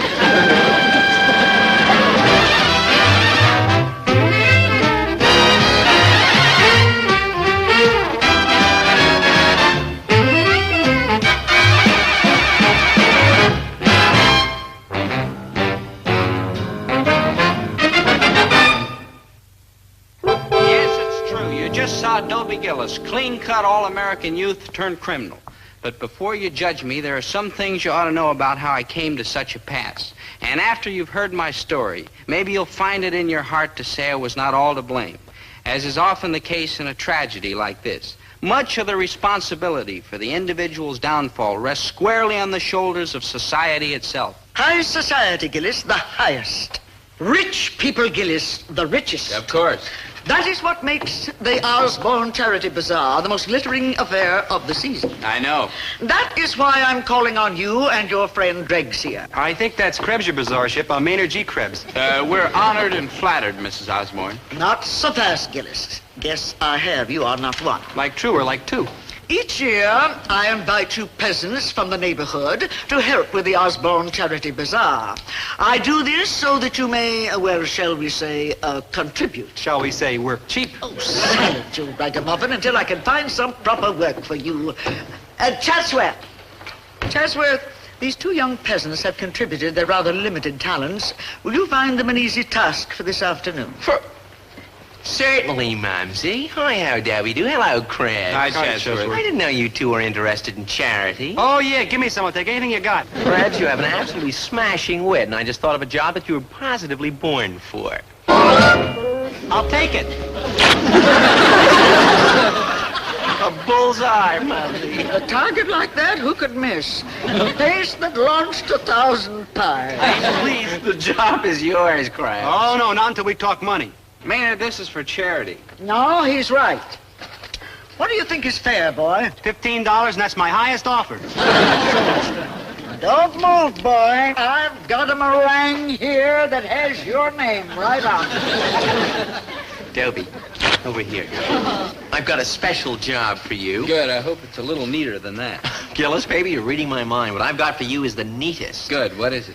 It's a little deal I'd like you to pull with me. Yeah? Yes, I'm critically short of funds, and I think I have a way that we can pick up a very nice piece of change. You're short of funds? Shh.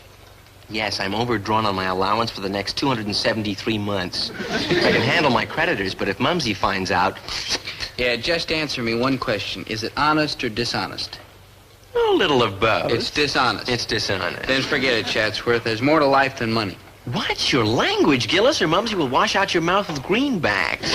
No, Chatsworth, I'm serious. The things that really count are, well, a clean conscience and an open heart and love and truth and beauty. Hi. Hello.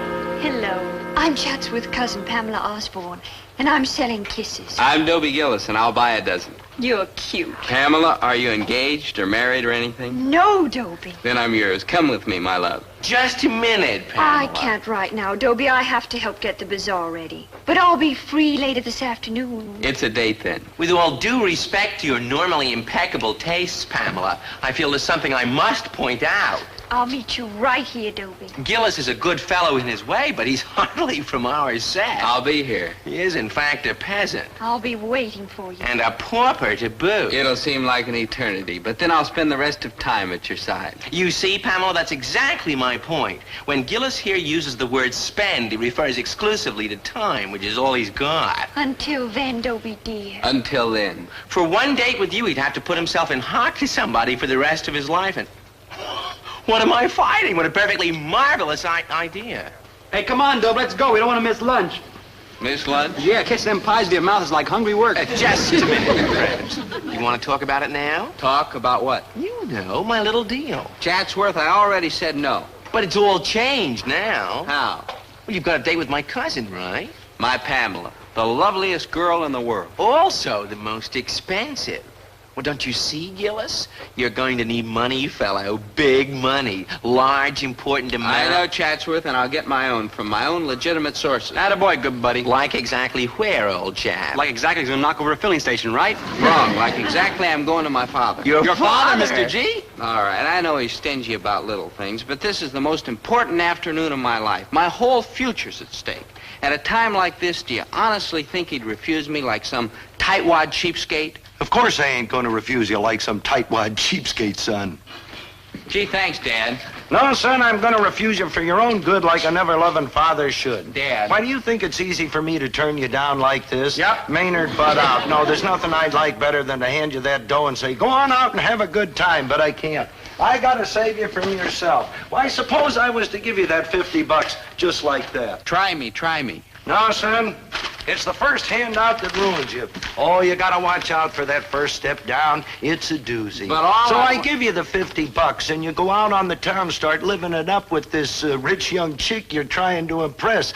Easy come, easy go. The first thing you know, you're back again. Only this time it's 100. Then $200, $300, $400 at a crack. Yeah, come now on. you're living high on the hog, boy. It's gotten under your skin. The bright lights, the easy money, the fast buck. You start running around with the international set. New York, London, Paris, Monte Carlo, Minneapolis, St. Paul, and Duluth. Running up big debts, picking up big tabs. Him? Oh, come now. Why, before you know it, you're in over your head. Your poor old dad can't help you now. You're looking for real dough hanging around the tracks, haunting the gambling casinos. Why, you get in deeper and deeper, 400, 500, 600 grand. Finally, you're desperate. You do anything to get money. And that's just the kind of a guy they are looking for. They? The big boys, the international swindlers, the big capers, the big payoffs. Come off it, Dad. Oh, it ain't altogether your fault, son. You ain't really bad.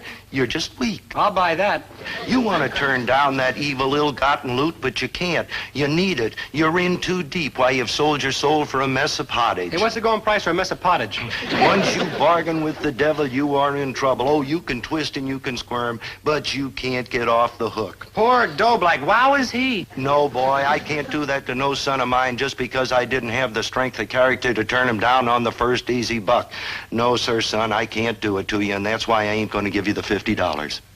Figures. What figures? What can't you do to your son, Herbert? Dad can't lend me the money I need for the most important date of my life. Oh, and why not, Herbert? Don't make him go through it again, Mrs. G. It's too scary. Are you a little short of cash, dear? That ain't the point. It's for his own good. He's got to learn he can't spend money he didn't earn. But I'm sure he'll pay it back, won't you, Dobie? Sure. See, Herbert, how much do you want, dear? $4 or $5? 50. Your father's right, dear. It's for your own good. Then the answer is no. That's right, son, and you know why. You're too cheap. Right, Maynard. Right, Maynard. My father's a hard man. What your father is mean and rotten. I'm doomed. No money, no bazaar, no Pamela. It took him 4 minutes and 12 seconds to turn you down, Dobie-Doo. What held him up? Wasn't you listening? Mr. G pulled a switch. You mean when you asked for the money, he said yes? No, he figured out a new way to say no. Very funny. Well, you gotta admit, Dove, it's the cleverest way he's ever said no to you in a long time. Then, as I understand the situation, you're still hurting for the old greenies. Now, look, Chatsworth, I'm in no mood to be gloated over. Who's gloating? Ho, ho, ho. And I'm not interested in any shady deals. Oh, don't be so touchy, Gillis. Look, my cousin Pamela likes you. Why, I must admit in all candor, I can't imagine. But you're young, you're smitten, and there's a bazaar to be enjoyed. Now, is there any reason why you can't go and have fun? Yeah, money. You really ain't listening. What's this, Chatsworth? Money, Dove, money. Land of Goshen. Am I the only one paying attention? I thought you were short. I am. I still have a little chicken feed. Some chicken feed. So what's the catch? No catch, just a friendly little loan. Pay me back when you have it. You hear that, Dove? He never wants to see it again. Chatsworth, I'm on to you. You've got some evil scheme going. All right, if you feel that way about it, I'll tell Pamela you can't make it. Huh? Well, if you don't have any money, you can't go to the bazaar. And if you don't go to the bazaar, you don't see Pamela. And if I don't see Pamela, my life is over. Thanks, Chatsworth. I'll pay this back the very first chance I get. Yes, I know you will, Dobie. I know you will. So I took the money from Chatsworth. It was against my better judgment, but let's face it. When you're in love with a Pamela Osborne, who can afford better judgment? I was almost positive Chatsworth had something crooked up his sleeve. But I was absolutely positive I could handle it. That shows you how much I knew. I mean, what he had up his sleeve, the United Nations couldn't handle. The low-down rat was out to empty my pockets so I'd be so broke that I'd have to go along with his crooked scheme. Just watch what an oily operator he is.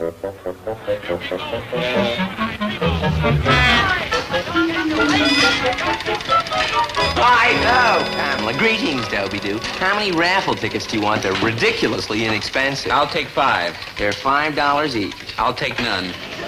You'll take none? Yeah, I'll take 5.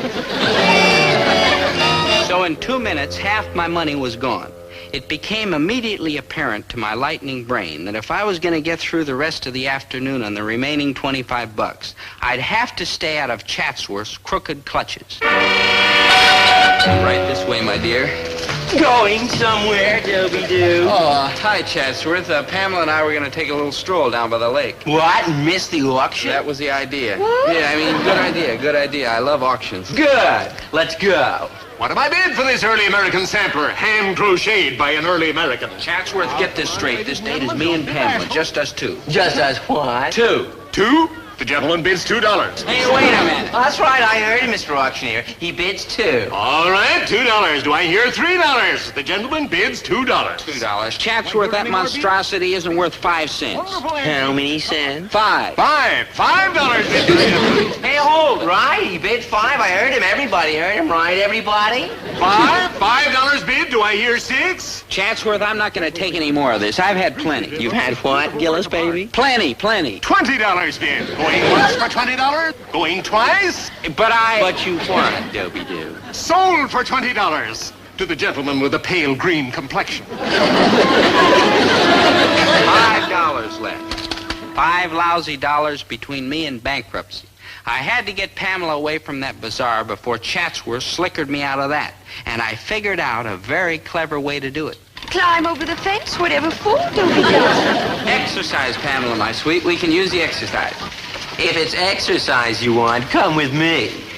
Gillis here wants to buy a pie for the lady. A pie for the lady? Yeah, look, How Mrs. much? Osborne. $1. How much with whipped cream? $2. How much with maraschino cherries? $3. Look, $3.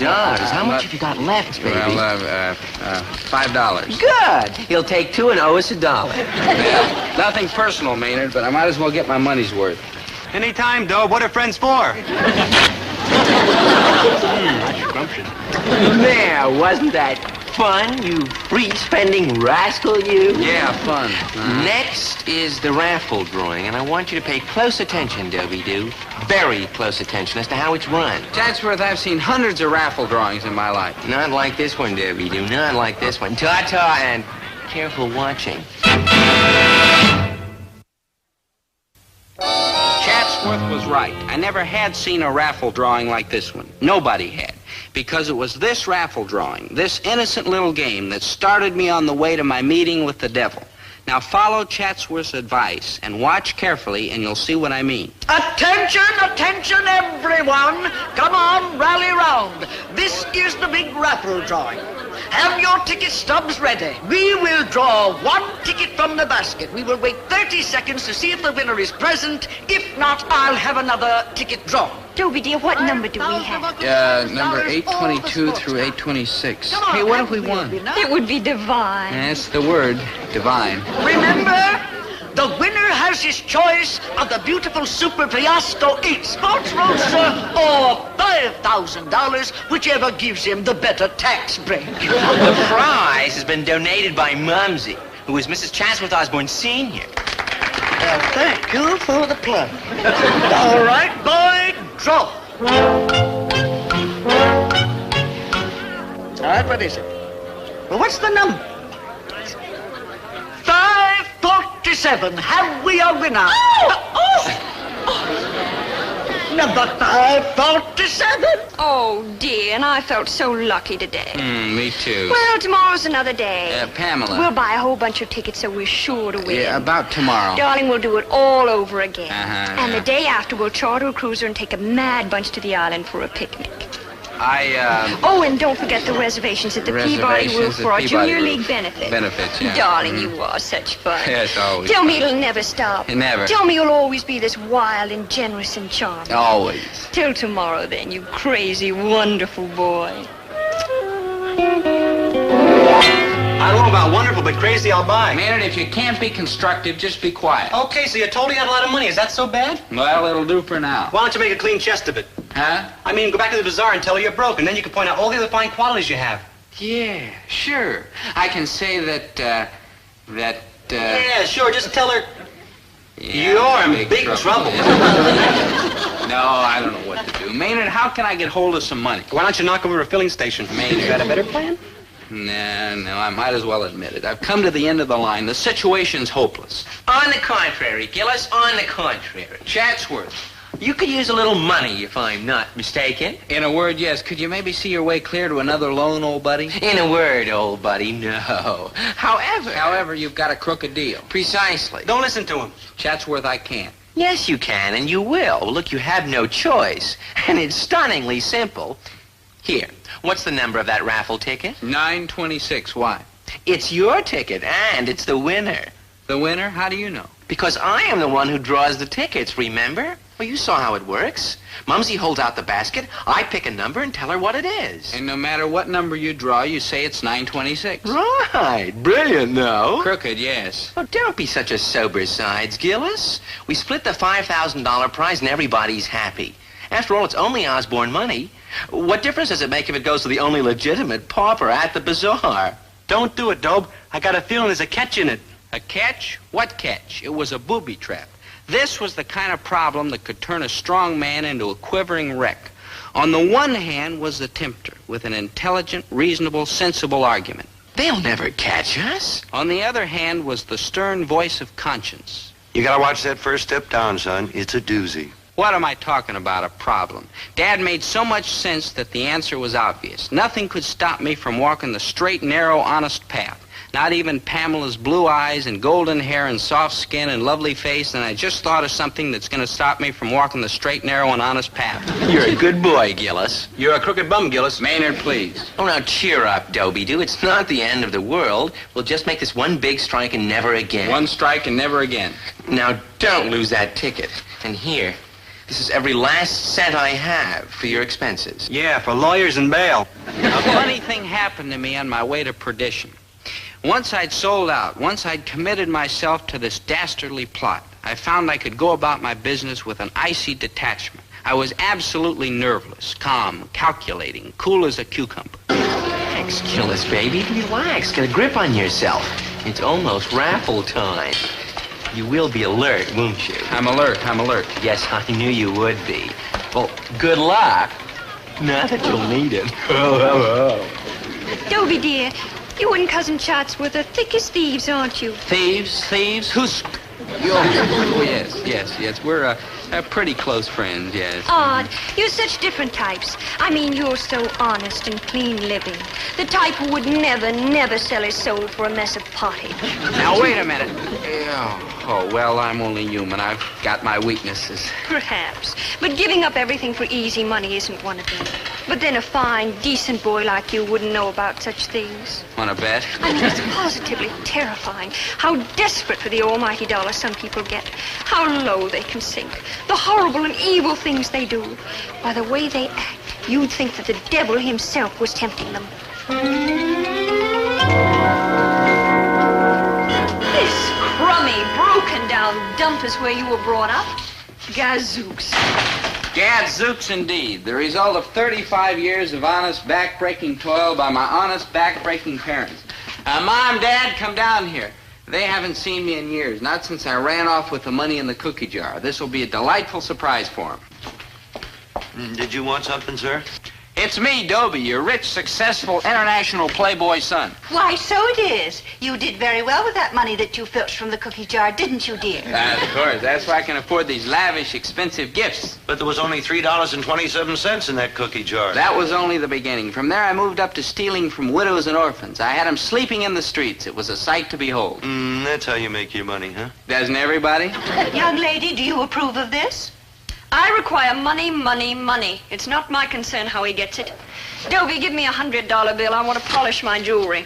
And all these years I've been wondering whatever happened to the $3.27 I left in the cookie jar. Well, I had to get out on my own sometime. So that's how it all started, huh? Relax, Dad. I'll pay you back. This is our son. And out, you no good crook, out. Dobie, you had better leave. I'm rich. I can give you anything. Anything but your soul. Mom, Dad, please don't treat me this way. I'll make it up to you. I'll change. It's too late.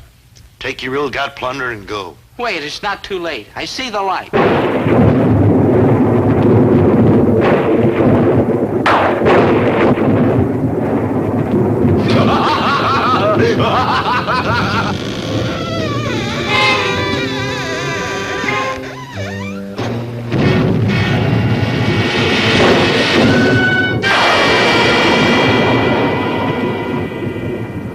Well, who is it? They call me by many names.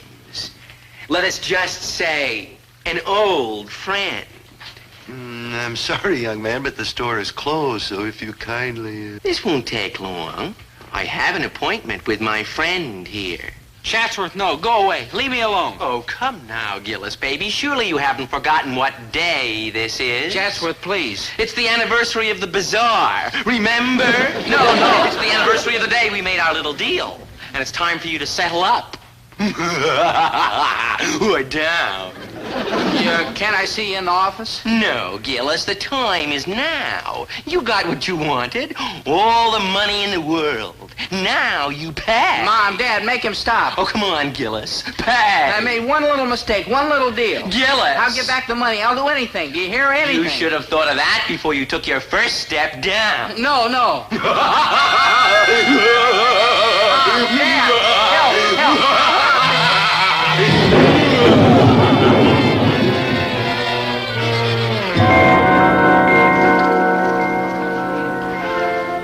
No, it's not worth it. Dobie, are you all right? Am I all right? Well, you look like you've just seen a ghost. Who squealed? Who? Oh, no, I'm fine. All right, everyone, rally round again. This will be our second and final big raffle drawing. Yeah, fine, just peachy. Oh, I'm so excited. Aunt Clarissa is going to draw the winning ticket. All right, raffle fans, this is the moment. Draw. All right, what's the number? Well, speak up. What's the number? 926. 926, have we a winner? 926. Dobie, you got it. No. But it is, look, 926. Go up and get the prize, darling. No, Pamela, it's not worth it. It's what? My mind's made up. Dobie, will you get up there? There are more important things than money, like honesty and decency and clean living. Number 926. 926. You have only 5 seconds more, and I'll draw another number. Dobie, I can't believe it. You're going to throw away that money. I have to do it, Pamela. I have to do it. Time's up. Somebody goofed. Let's draw another number. What number was that? What was the number? Oh, 445. 445 is the winner. Hey! Look, Pamela, this is going to be hard to explain. Especially to somebody outside the medical profession like me. Just let me say I did it for both of us. Dobie. I mean, I want you more than life itself. Dobie. Not at the expense of my soul. I mean, you wouldn't want a man who was an empty, rotten shell, would you? I also wouldn't want a man who was flat broke. Goodbye, Dobie. I'm sure you can find help someplace. Let us hope. Pamela. These problems can be worked out. Ooh, a real nut. Pamela. Dobie! Dobie do! Oh, Dobie do! Over here, Dobie help! Hey, what's going on here? This ruffian has had my arm in a hammerlock for the last 15 minutes. That's what. Maynard, why? I did it for your own good, Dobe. For my own good? Yeah, I figured if you went through with that crooked raffle, it'd ruin your life. So I held him at Chatsworth till it was over. Busybody. So you made Chatsworth miss... He missed the drawing? Then they actually drew number 926.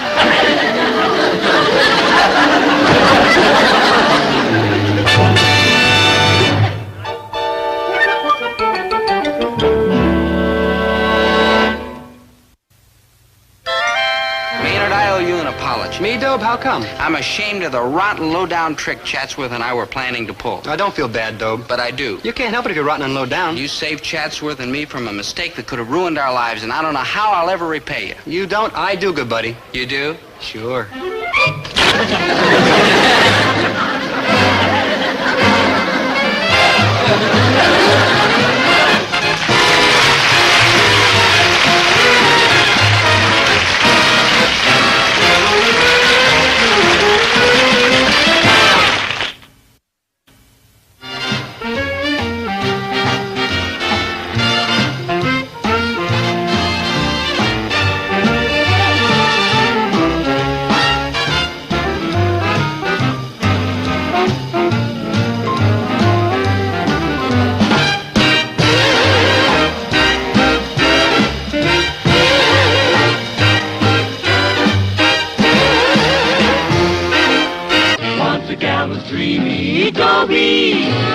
Once a gal was creamy, Dobie. Once a gal to call his own. Is she blonde? Is she tall? Is she dark? Is she small? Is she any kind of dreamboat at all?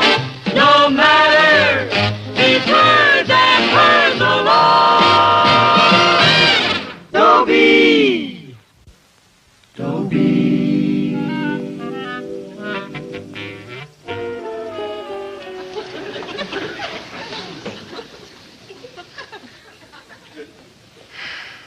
My name's Dobie Gillis.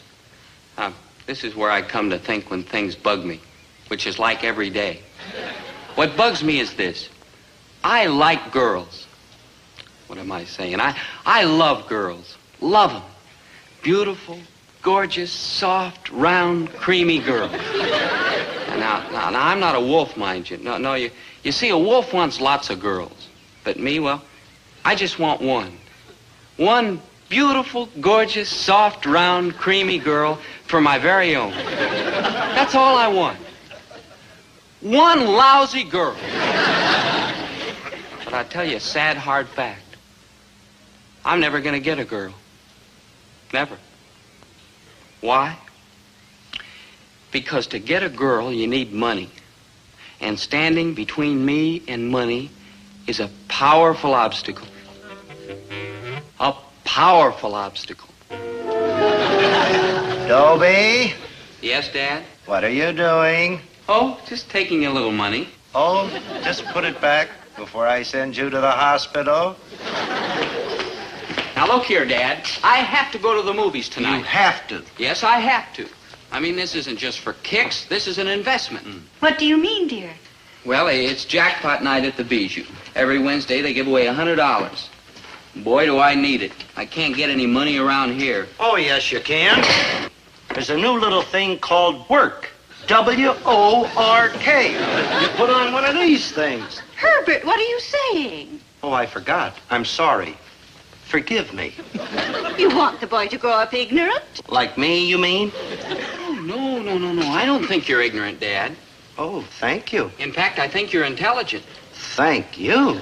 Well, maybe intelligent is a little strong. Winifred, you know I've got to kill this boy, don't you? Herbert, I don't understand you. Oh, I'm very mysterious, all right. I've got a son and I've got a store. I want the son to work in the store. Pretty weird, huh? But what about his school? What about his after school? Other kids work after school. We're not talking about other kids. We're talking about Dobie. Don't you realize what we've got here? A bum? No. Am I warm? Shame on you, Herbert. This is a very exceptional boy. Oh, I don't know. I don't know either. Well, I do. He has a fine, sensitive mind. And I don't want him locked up in the store. I want him out thinking beautiful thoughts. About girls? About truth and beauty and all the lovely, important, abiding things. I give up. Go. Think beautiful thoughts, but keep your grubby little hands out of the cash register. What about the money? It's jackpot night. Get going. Yes, Dobie, you'll be late for school. Oh, so long, Dad. Goodbye, Mom. Dobie, aren't you going to kiss me goodbye? I just did. No, you didn't. I didn't? Oh, gee, thanks, Mom. For the kiss, yeah. For the yeah, kiss. bye, Mom. Bye, Dad. Oh, Herbert, how can you be so mean to such a And, darling... Dad, I want you to know I'm not holding any grudges. I mean, a miserable life like yours would twist anybody. I gotta kill that boy. I just got him. Herbert, you know you love Dobie. Oh, I love him, all right. I just can't afford him. How much did you slip him this time? Oh, Herbert, you're so funny. I'll be a riot in bankruptcy court. Why are you so rough on Dobie? He's you. Me? What was your main interest in life when you were 17? The opposite sex. Still is, I guess. One of them, anyway. Boy, your fancy groceries. And you say you're not like Dobie. Why, sometimes I can't tell the two of you apart. I'm the one with the apron. You mark my words. Someday Dobie's going to make us very proud of him. Yeah, if I don't kill him first.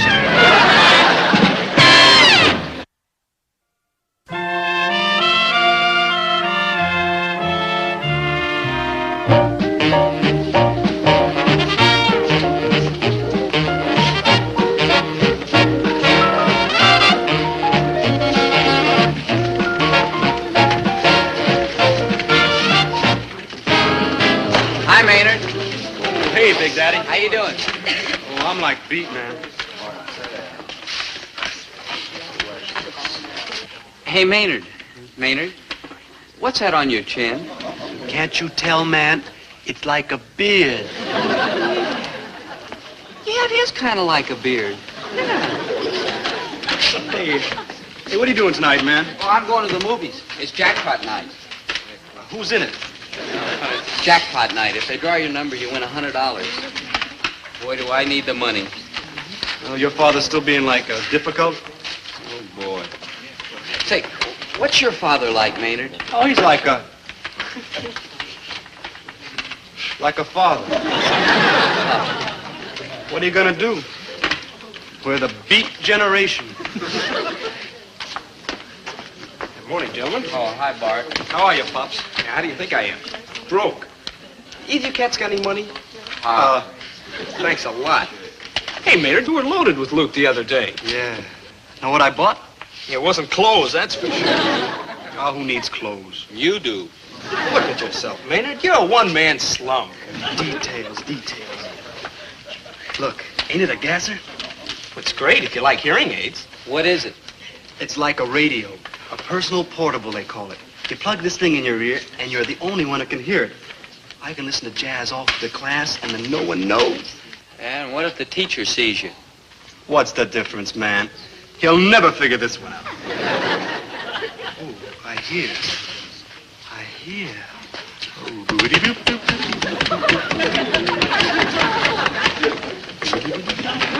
Good morning, class. Now, if I can have your attention, please.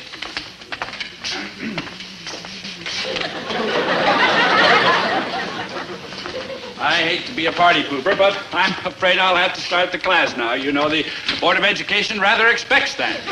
You do understand, don't you? Thank you. Now, if you'll turn to page 281.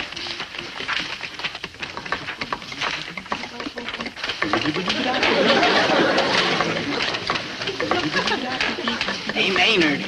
Maynard, he took away the radio. Oh.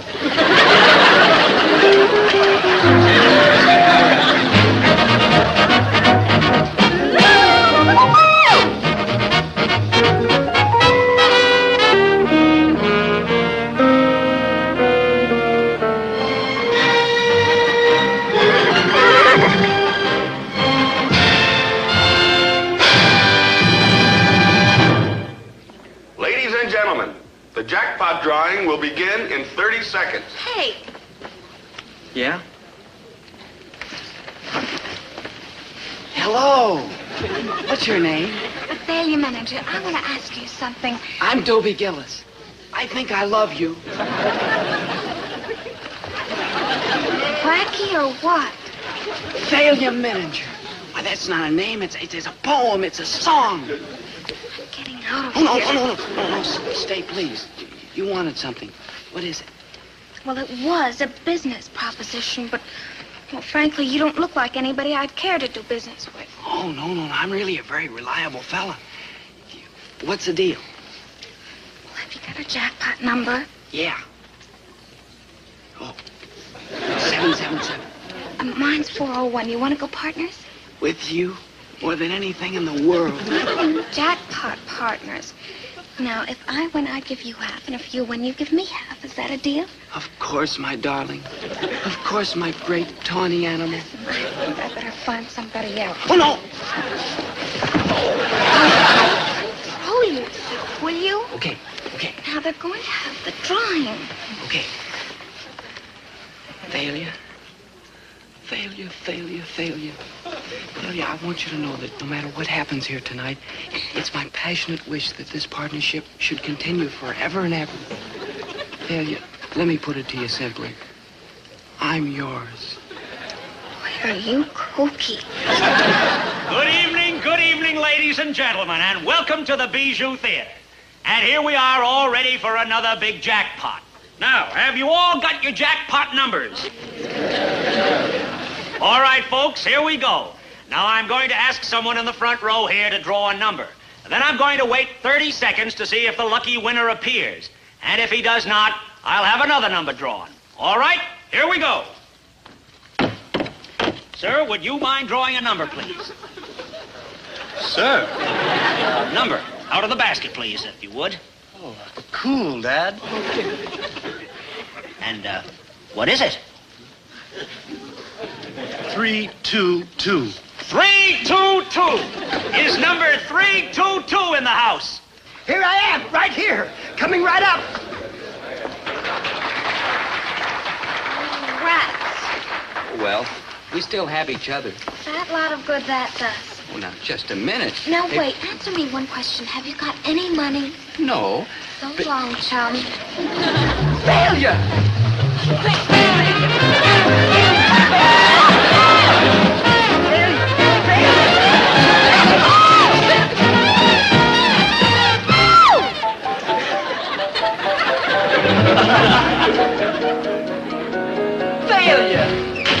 Failure, baby. Will you go away? I will not. Listen, Failure, I've been looking for you all my life. You can't just send me away now. All right, then. Buy me something. I don't understand. You've talked about nothing but money from the minute we met. How can such a beautiful body contain such a grubby soul? Strawberry wonton sundae, please. Now, pay close attention to me. I am not going to get mixed up with you. You're pretty goofy, but that in itself doesn't bother me, and that's what all boys are, goofy. Well, then? What bothers me is that you're cute and kind of helpless and disconnected, and I could fall for you with no trouble at all.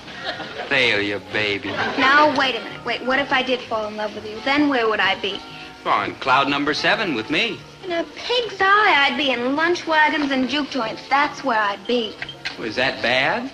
Yes, it is. I should go to gay, mad, glittery affairs like the junior prom. I owe it to my family. Your family? Oh. My sister married a poor, cute, goofy boy like you. Now he lives with my folks and eats his own weight every day. I can't bring home another mouth to feed. My father's 60 years old and has a kidney condition. Well, doesn't love count for anything? My father says love won't butter any parsnips. Dobe? Dobe? Maynard? Is that you, Dobie? Yeah, Maynard. Maynard, what's wrong? It's those big screens at the movies. It's like tough on your eyes sitting in the front row. Why do you sit in the front row? 'Cause I always sit in the front row. See. Maynard, this is Thalia Menninger. Thalia Maynard Krebs.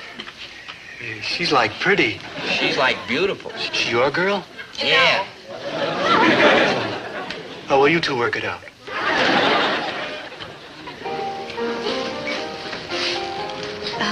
Beautiful dresser, your friend.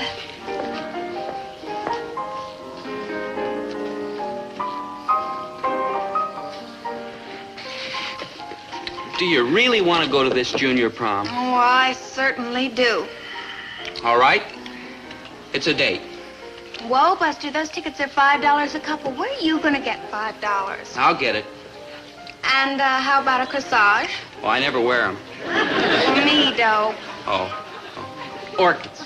Son, you are mad. And we'll have supper at Ricardo's. On a flaming sword? Sure, and afterwards I'll take you home in a taxi. Oh, there's the prom, orchids, and supper at Ricardo's on a flaming sword. And then home in a flaming taxi. Oh, no, you're positive about all that. Absolutely. Date? Date. Goodbye, Dobie.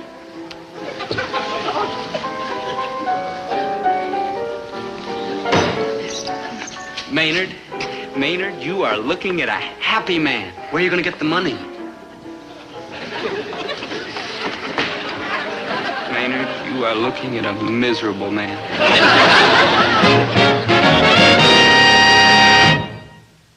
Dobie.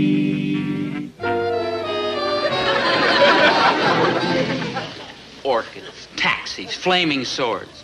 Where am I going to get the money? I've tried everything. First, I went to my father, but he was kind of evasive. No! I made a very strong appeal to him. In fact, I said that there was more than a slight chance I'd have to leave home. He was pretty broken up, of course. I'm in trouble. I'm in big trouble. Hey, did you raise the money? No. Hey, maybe if we walked around town, we would find like a wallet. Great. Or maybe somebody will die and leave you something. Maynard, you're a thinker. Or maybe you'll win the jackpot at the Bijou Theater next week. Man, wouldn't that be the end? What if the manager leans over with the basket, I put in my hand and pull out your number, and then...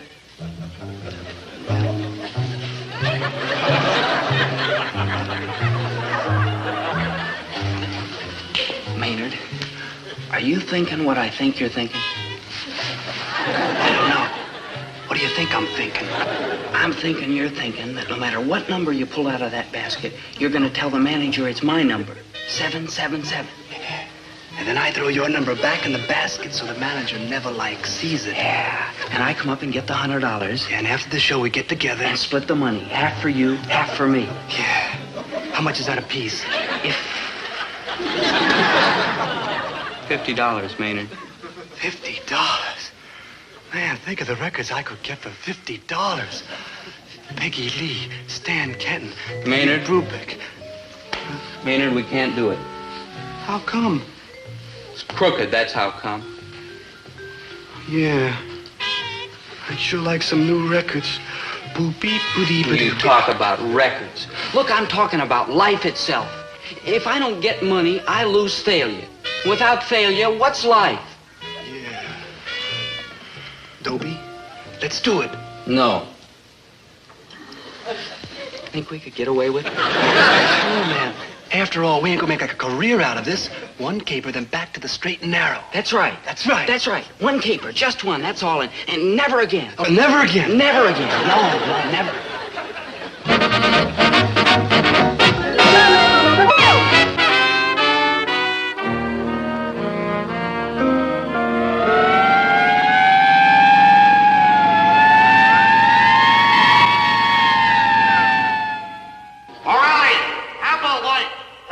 out with your hands up. You haven't got a chance.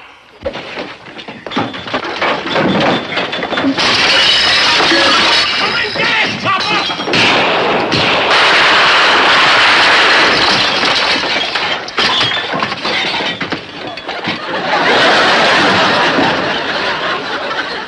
They got me. Bad? Bad enough. What do you say we give ourselves up? Never.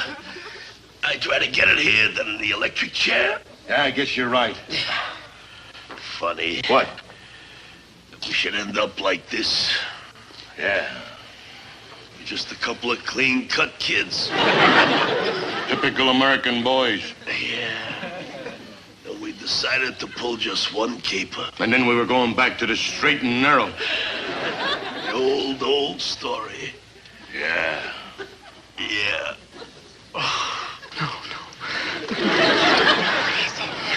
Well, what's wrong? Riley, Emily, this is your last chance. Come and get us,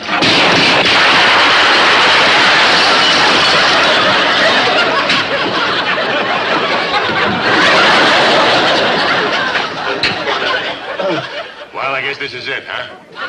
I guess so. To think where we could have been if we hadn't pulled that first caper.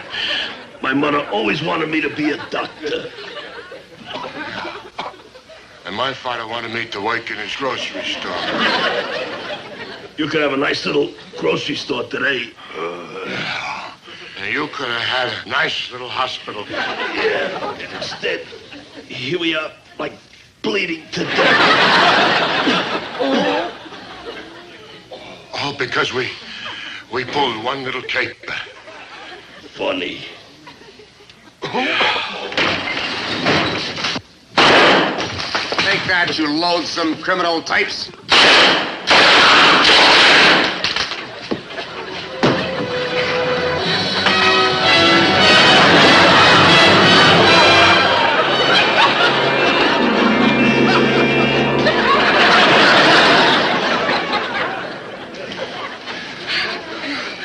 No, I won't go through with it. I won't, I tell you. I just won't. Even for you. One caper and then another and another and there I am, bleeding from every pore. What on earth are you talking about? Failure. Do you think you can go into that later? The jackpot's just beginning. Good evening, ladies and gentlemen. Good evening. Here we are again, all ready for another big jackpot. Have you all got your jackpot numbers? All right, folks, here we go. Now, I'm going to ask someone in the front row to draw a number. Then we'll wait 30 seconds to see if the lucky winner is present. If not, I'll have another number drawn. All right?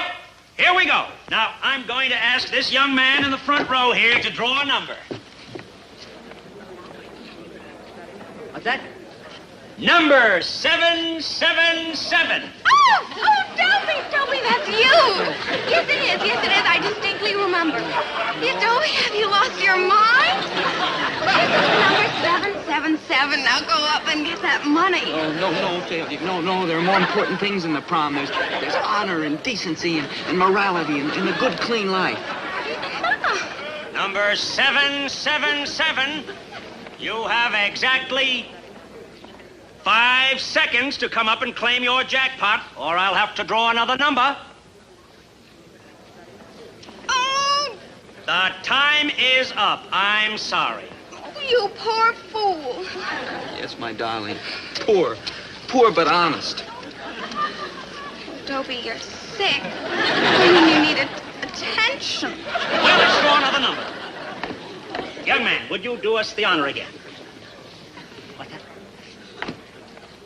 Number 905. Here I am. Well, that does it. So long.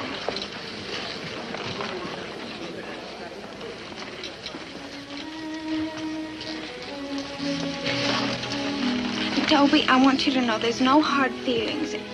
In fact, if it were up to me, I'd stick with you, penniless and crazy as you are, but... Well, I just can't do it to my family, don't you see? Well, good luck, Dobie. And I hope you get better real soon.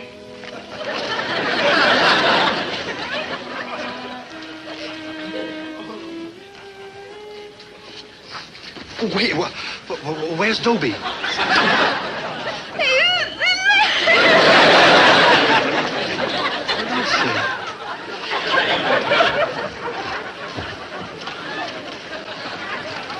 Wait, am I too late for the drawing?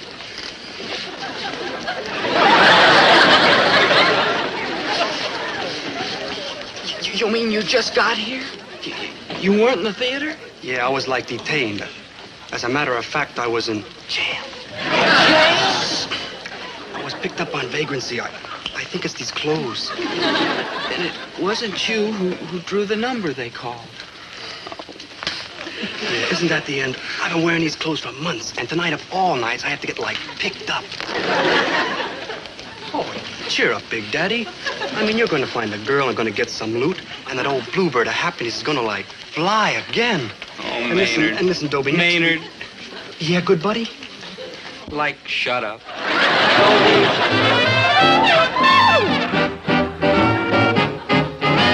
Dobie.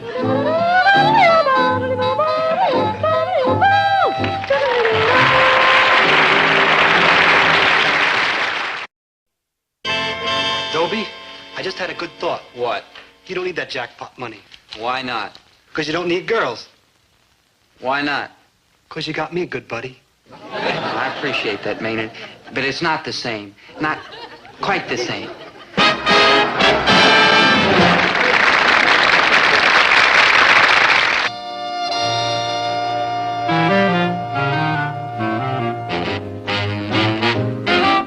Oh, Dobie, once a gal was dreamy, Dobie.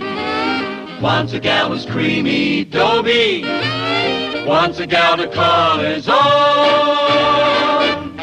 Is she blonde? Is she tall? Is she dark? Is she small? Is she any kind of dreamboat at all? No matter, he's hers and hers alone. 'Cause Dobie has to have a girl to call his own. Dobie. Once a gal was dreamy, Dobie. Once a gal was creamy, Dobie. Once a gal to call his own. Is she blonde? Is she tall? Is she dark? Is she small? Is she any kind of dreamboat at all? No matter, he's hers and hers alone. Dobie.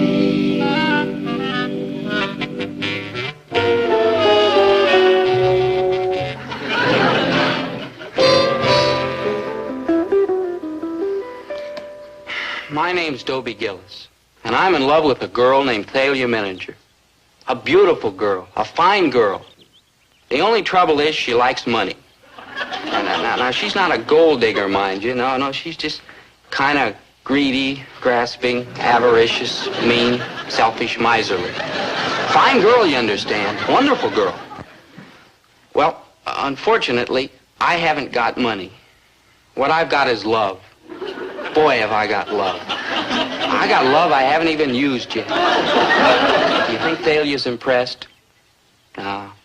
No, she keeps making eyes at Milton Armitage. Milton Armitage, for Pete's sake. Why, he's not a man, he's a tailor's dummy. Hey, Milton, what's that you got on, man? Why, don't you know, Maynard, that's called a suit. Oh, no, Daddy, a suit is when you take somebody to court. No, a suit is something that falls out of chimneys. Hey, now, men, I don't think you ought to be needling Milton. Where's your manners? Poor boy just comes back from a funeral, and here you are racking him back. Oh, we're sorry, Milton. Was it somebody near and dear? Yeah, I think it was him. Yeah, he does look kind of laid out. Hardy, har. Oh, you're all so funny. Well, I happen to think Milton looks very nice. Thank you, Thalia. Now, you come sit down, and we'll just ignore these ragamuffins. Ragamuffins? Not you, Maynard. Us. Oh, I think you look very nice, too, Thalia. Oh, well, thank you. I always try to look my best because I think a person's appearance is very important, don't you? Oh, I do. It shows you've got money, and that's what's important. Money. Right. So a person should always try to look his best. My daddy says, show me a man without a crease in his trousers and I'll show you a failure. Oh, I agree.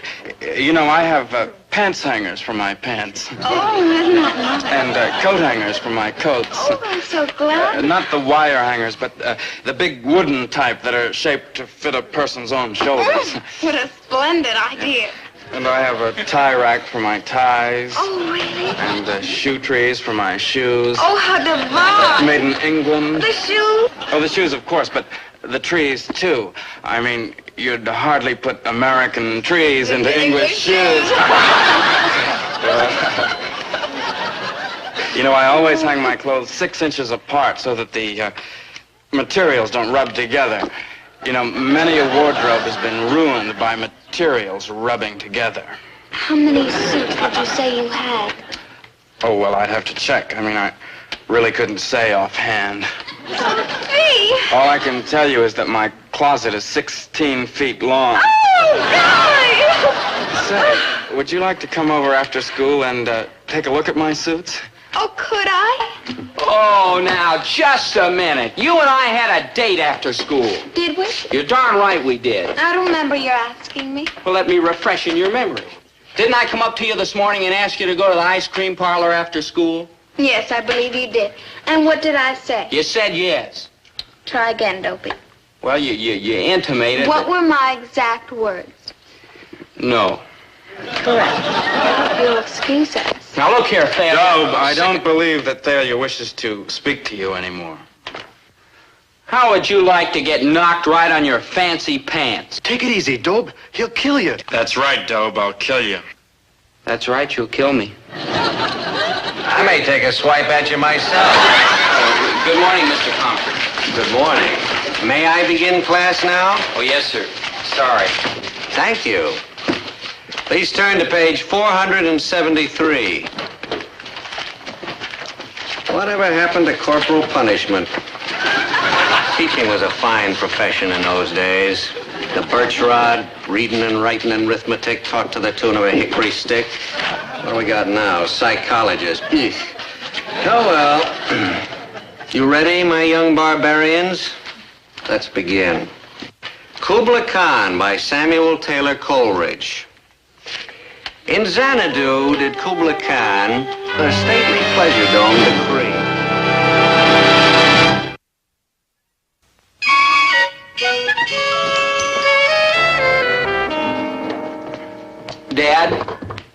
Dad, I want to ask you something, but please don't get sore at me. Sore at you? Why should I get sore at you? You're my son, and I love you. You see, Dobie. So what if you won't do a lick of work? So what if you eat $6 worth of groceries at every sitting? So what if you wear my best ties and bring them home all covered with chocolate syrup? So what? You're my son, and I love you. Oh, I appreciate that, Dad. Oh, it's nothing. What is it you want, son? And you might as well make it real big because you ain't gonna get it. Herbert, that's not fair. Hear the boy out. Hear him out? I'll gladly throw him out. Herbert! I'm sorry, I lost my head. What is it you want, son, who I love? Some new clothes. But, dear, I bought you 4 pairs of khakis last week. Well, I know, Mom. I'm talking about suits, sports jackets, slacks, shirts, ties, stuff like that.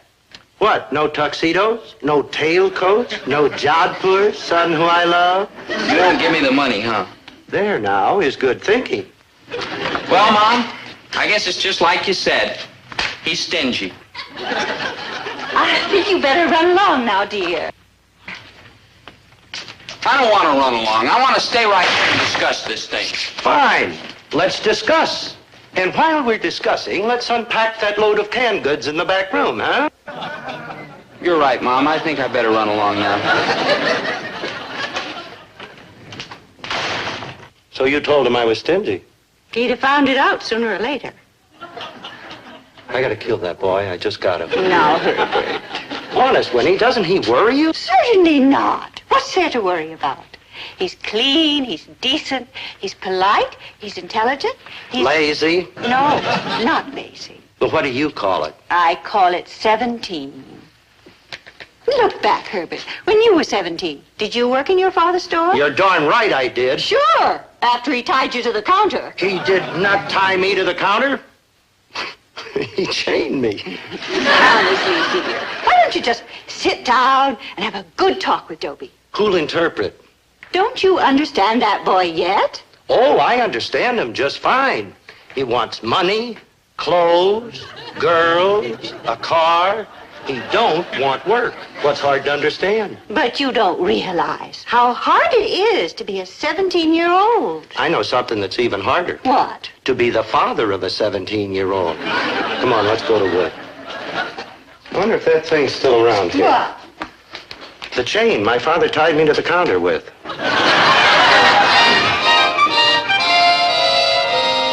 Hey, Big Daddy, what are you doing? Oh, looking. At what? Clothes. Why? For Athalia. They'll never fit her. No, Maynard, I want the clothes for me. Thalia thinks clothes are a whole big deal. You remember what she said to Milton yesterday? Yeah. Who am I kidding? Now, I'll never be able to afford clothes like these, and without clothes like these, I'll never get Thalia. Oh, it's like tough, buddy. Yeah. Sonny. Me? You. What? Would you mind moving on? How come? Well, no offense, Sonny, but this is a clothing store, and I'd hate to have anyone think that you just came out of here. Please don't knock my clothes, mister. I'm a symptom. Of what? Of the beat generation. Oh, you beatniks. You know, I ain't sold so much as a pair of socks to a high school kid since I don't know when. That's right. What's right? What you said. You're not selling any clothes to high school kids. He's telling me I'm not selling. Used to be a kid would come in the store once in a while and buy a suit, a jacket, a shirt. Now everybody's the B generation. That's right. That's right, he's telling me. Well, what are you doing about it? What can I do? Call the health department? You can fight. Like how? Yeah, like how? Look, here's the enemy. True? Poison. Yeah, poison. And for poison, you need an antidote. Like what? Yeah, like what? Like me. I don't like Dig. I don't like Dig. Will you shut up? What you need is a representative over at the school. Somebody who'd show up every day in beautiful new clothes. Somebody who'll excite the envy and admiration of all the other guys. And the first thing you know, everybody will be flocking down to Ziegler's. You think so? I know so. Provided, of course, you get the right representative. I mean, you want some really prominent student, some natural-born leader, you might say. You, for instance. Well, it wouldn't be fitting for me to say. Ask Maynard. There's a reliable witness. Oh, no, seriously, Mr. Ziegler. If you just gave me a chance, I Save know it, son, save it. You mean you won't? I mean I will. My boy, you're looking at a desperate man. I haven't moved a teenage item since Christmas. Oh, you'll never regret this, Mr. Ziegler. I'm regretting it already, but what can you do when your back is against the wall? Oh, come on in, Sonny, I'll dress you.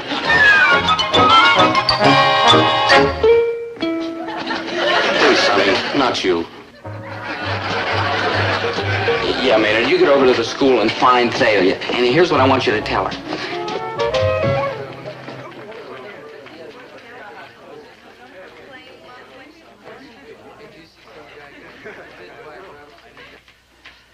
Like hi.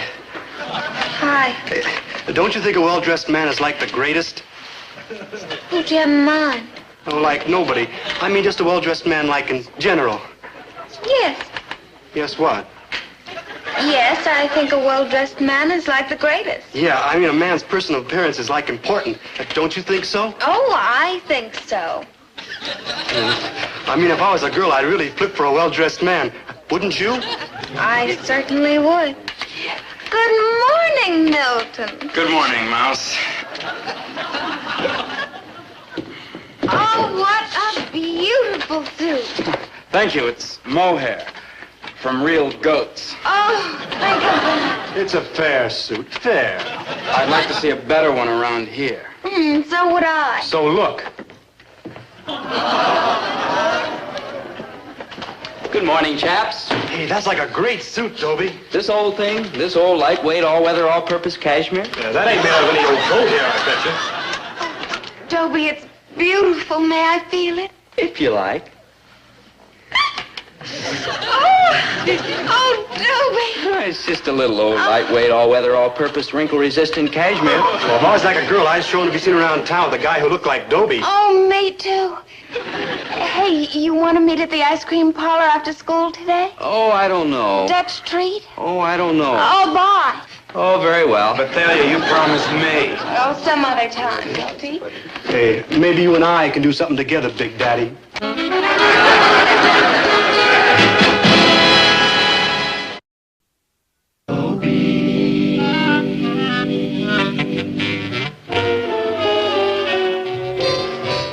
Well, sir, for a while there, I was the best-dressed man who ever hit Central High School.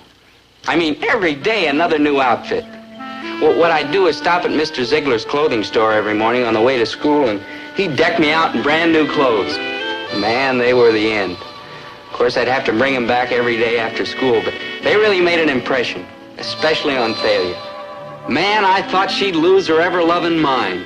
As for Milton Armitage, well, I gotta give him credit. He didn't take this lying down. No, sir. He fought back.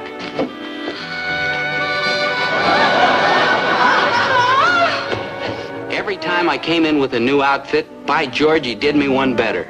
But I fought back, too. I did him one better. And after all, in a test like this, I had to be the winner. I mean, Milton might have a closet 16 feet long, but Mr. Ziegler had a clothing store 125 feet long. For a while, Milton kept topping me, but I'd top him right back.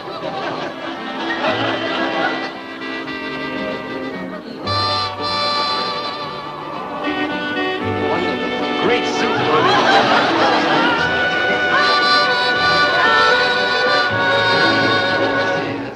Then finally, there came a day when I topped him for good and all. Mr. Ziegler took extra pains that day, so I was a little late getting to class. Hey, what's with the glasses? I want to get a good look. Oh, I wonder what they'll be wearing today. Isn't this exciting? Yeah, cool, Mother. Oh, here comes Milton. Oh, I think I shall swoon. Darling.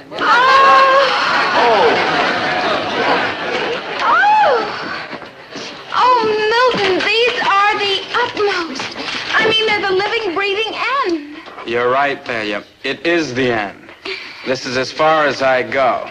This, in fact, is as far as anybody goes. These, Thalia, are the ultimate clothes. Yes, you're right, you're Well, right. how about making up your mind? Are you my girl or aren't you? Well, I'll have to see what Dobie has on first. Could he possibly do better than this? It doesn't seem likely. Well, then. Well, let's just wait and see.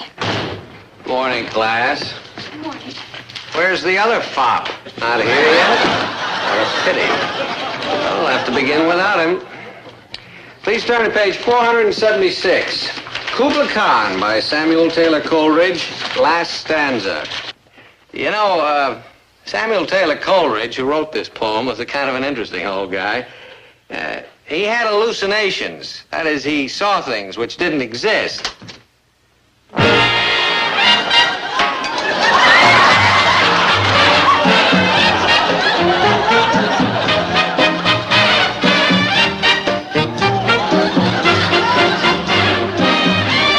I'm beginning to understand how Samuel Taylor Coleridge felt.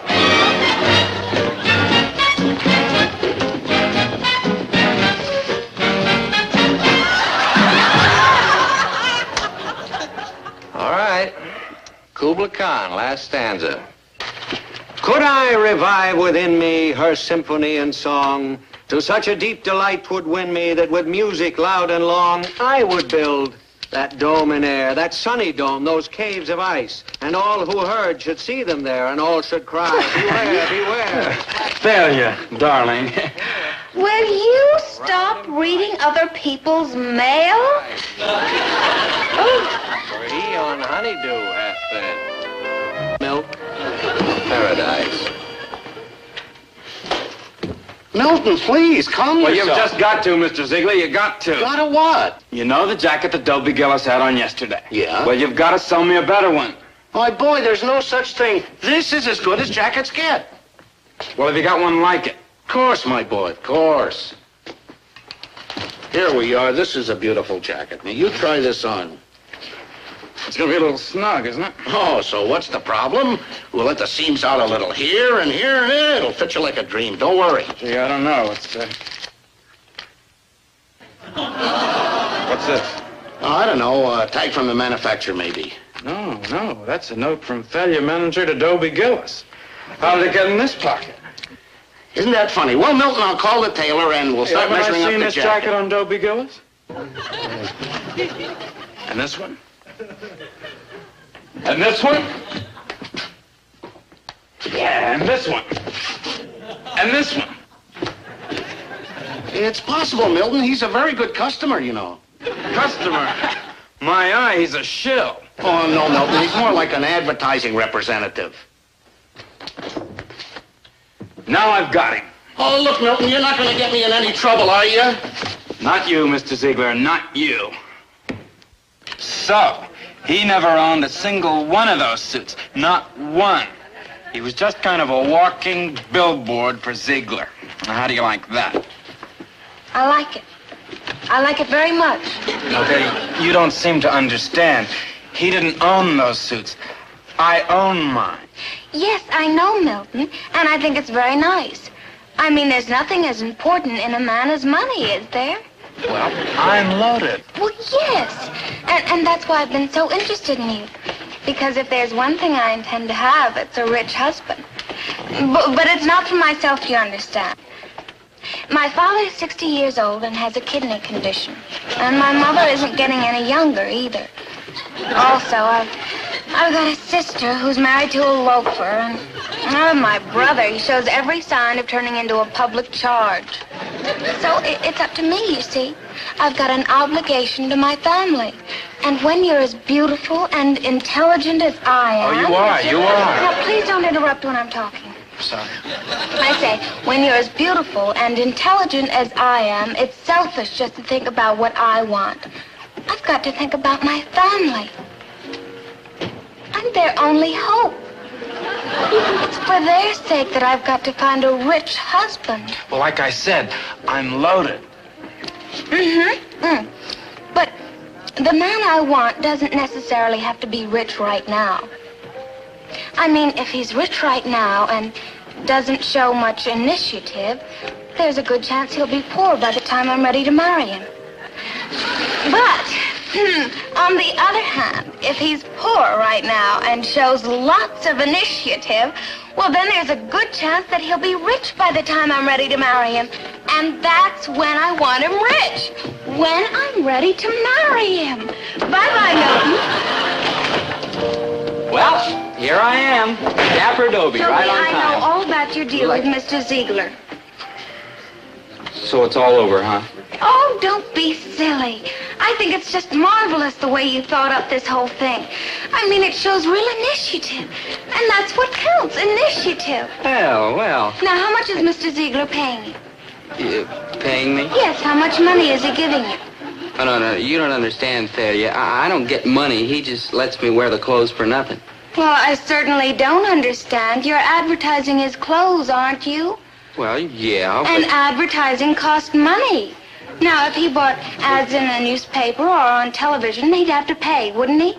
Yeah, but this is different. No, it's not. Advertising is advertising, and it costs money, and you're going to get some. Now, you're going to tell Mr. Ziegler, do you hear? All right, Thalia, all right. When? Yeah, soon, Thalia, soon. Today, right now. Yeah, but it's such a beautiful day. I thought maybe we'd take a walk. That's right. We'll take a walk right down to Mr. Ziegler's to get some money. But... No buts. We're going in to get you some money.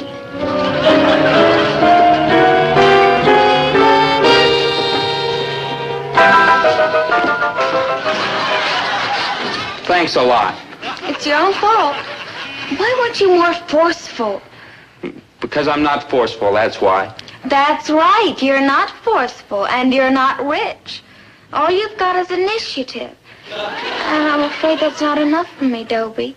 I've got people depending on me. You do understand. Will I see you again? Well, that depends. The money, huh? It's not me, Dobie. It's my family. You mean your father's... His kidney condition. You understand. Yeah. Okay, goodbye, Dobie.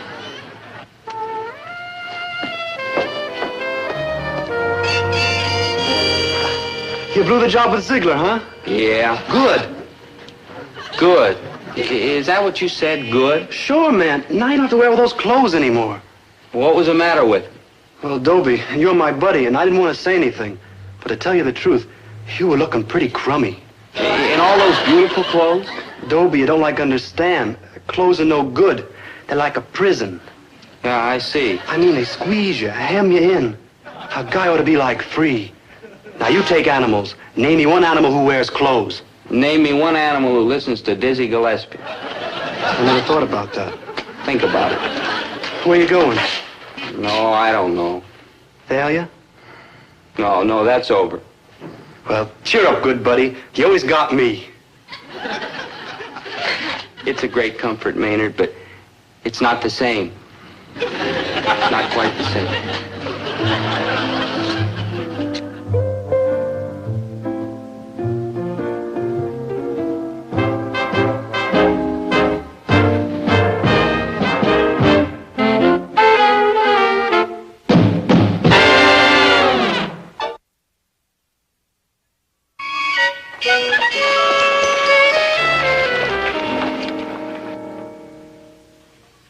Dobie, you still want that new suit? Are you going to give me the money? Well, not exactly. That's what I figured. I've got a suit upstairs, though, you might like. It's not just new, but it's in very fine condition. Oh, what color? Brown. Hey, I look good in brown. Well, not just brown. It's sort of an olive. Olive drab, you'd call it. Sounds fine. Brass buttons on the coat. Hey, cool. Kind of a blazer, huh? Kind of. Actually, it's my old Army uniform. Well, of course, you'd have to take the stripes off the sleeves, 6 of them, 3 up and 3 under with a diamond in the middle. Dad, were you a first sergeant during the war? Yep. Dad? Yeah? You still are. I gotta kill that boy. I just got it.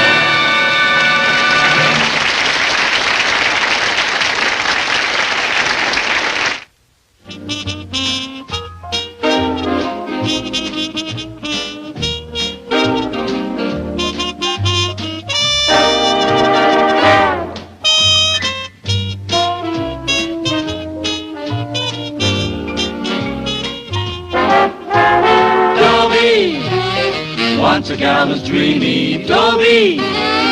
Once a gal was creamy, Dobie. Once a gal to call his own. Is she blonde? Is she tall? Is she dark? Is she small? Is she any kind of dream one at all? No matter, he's hers and hers alone.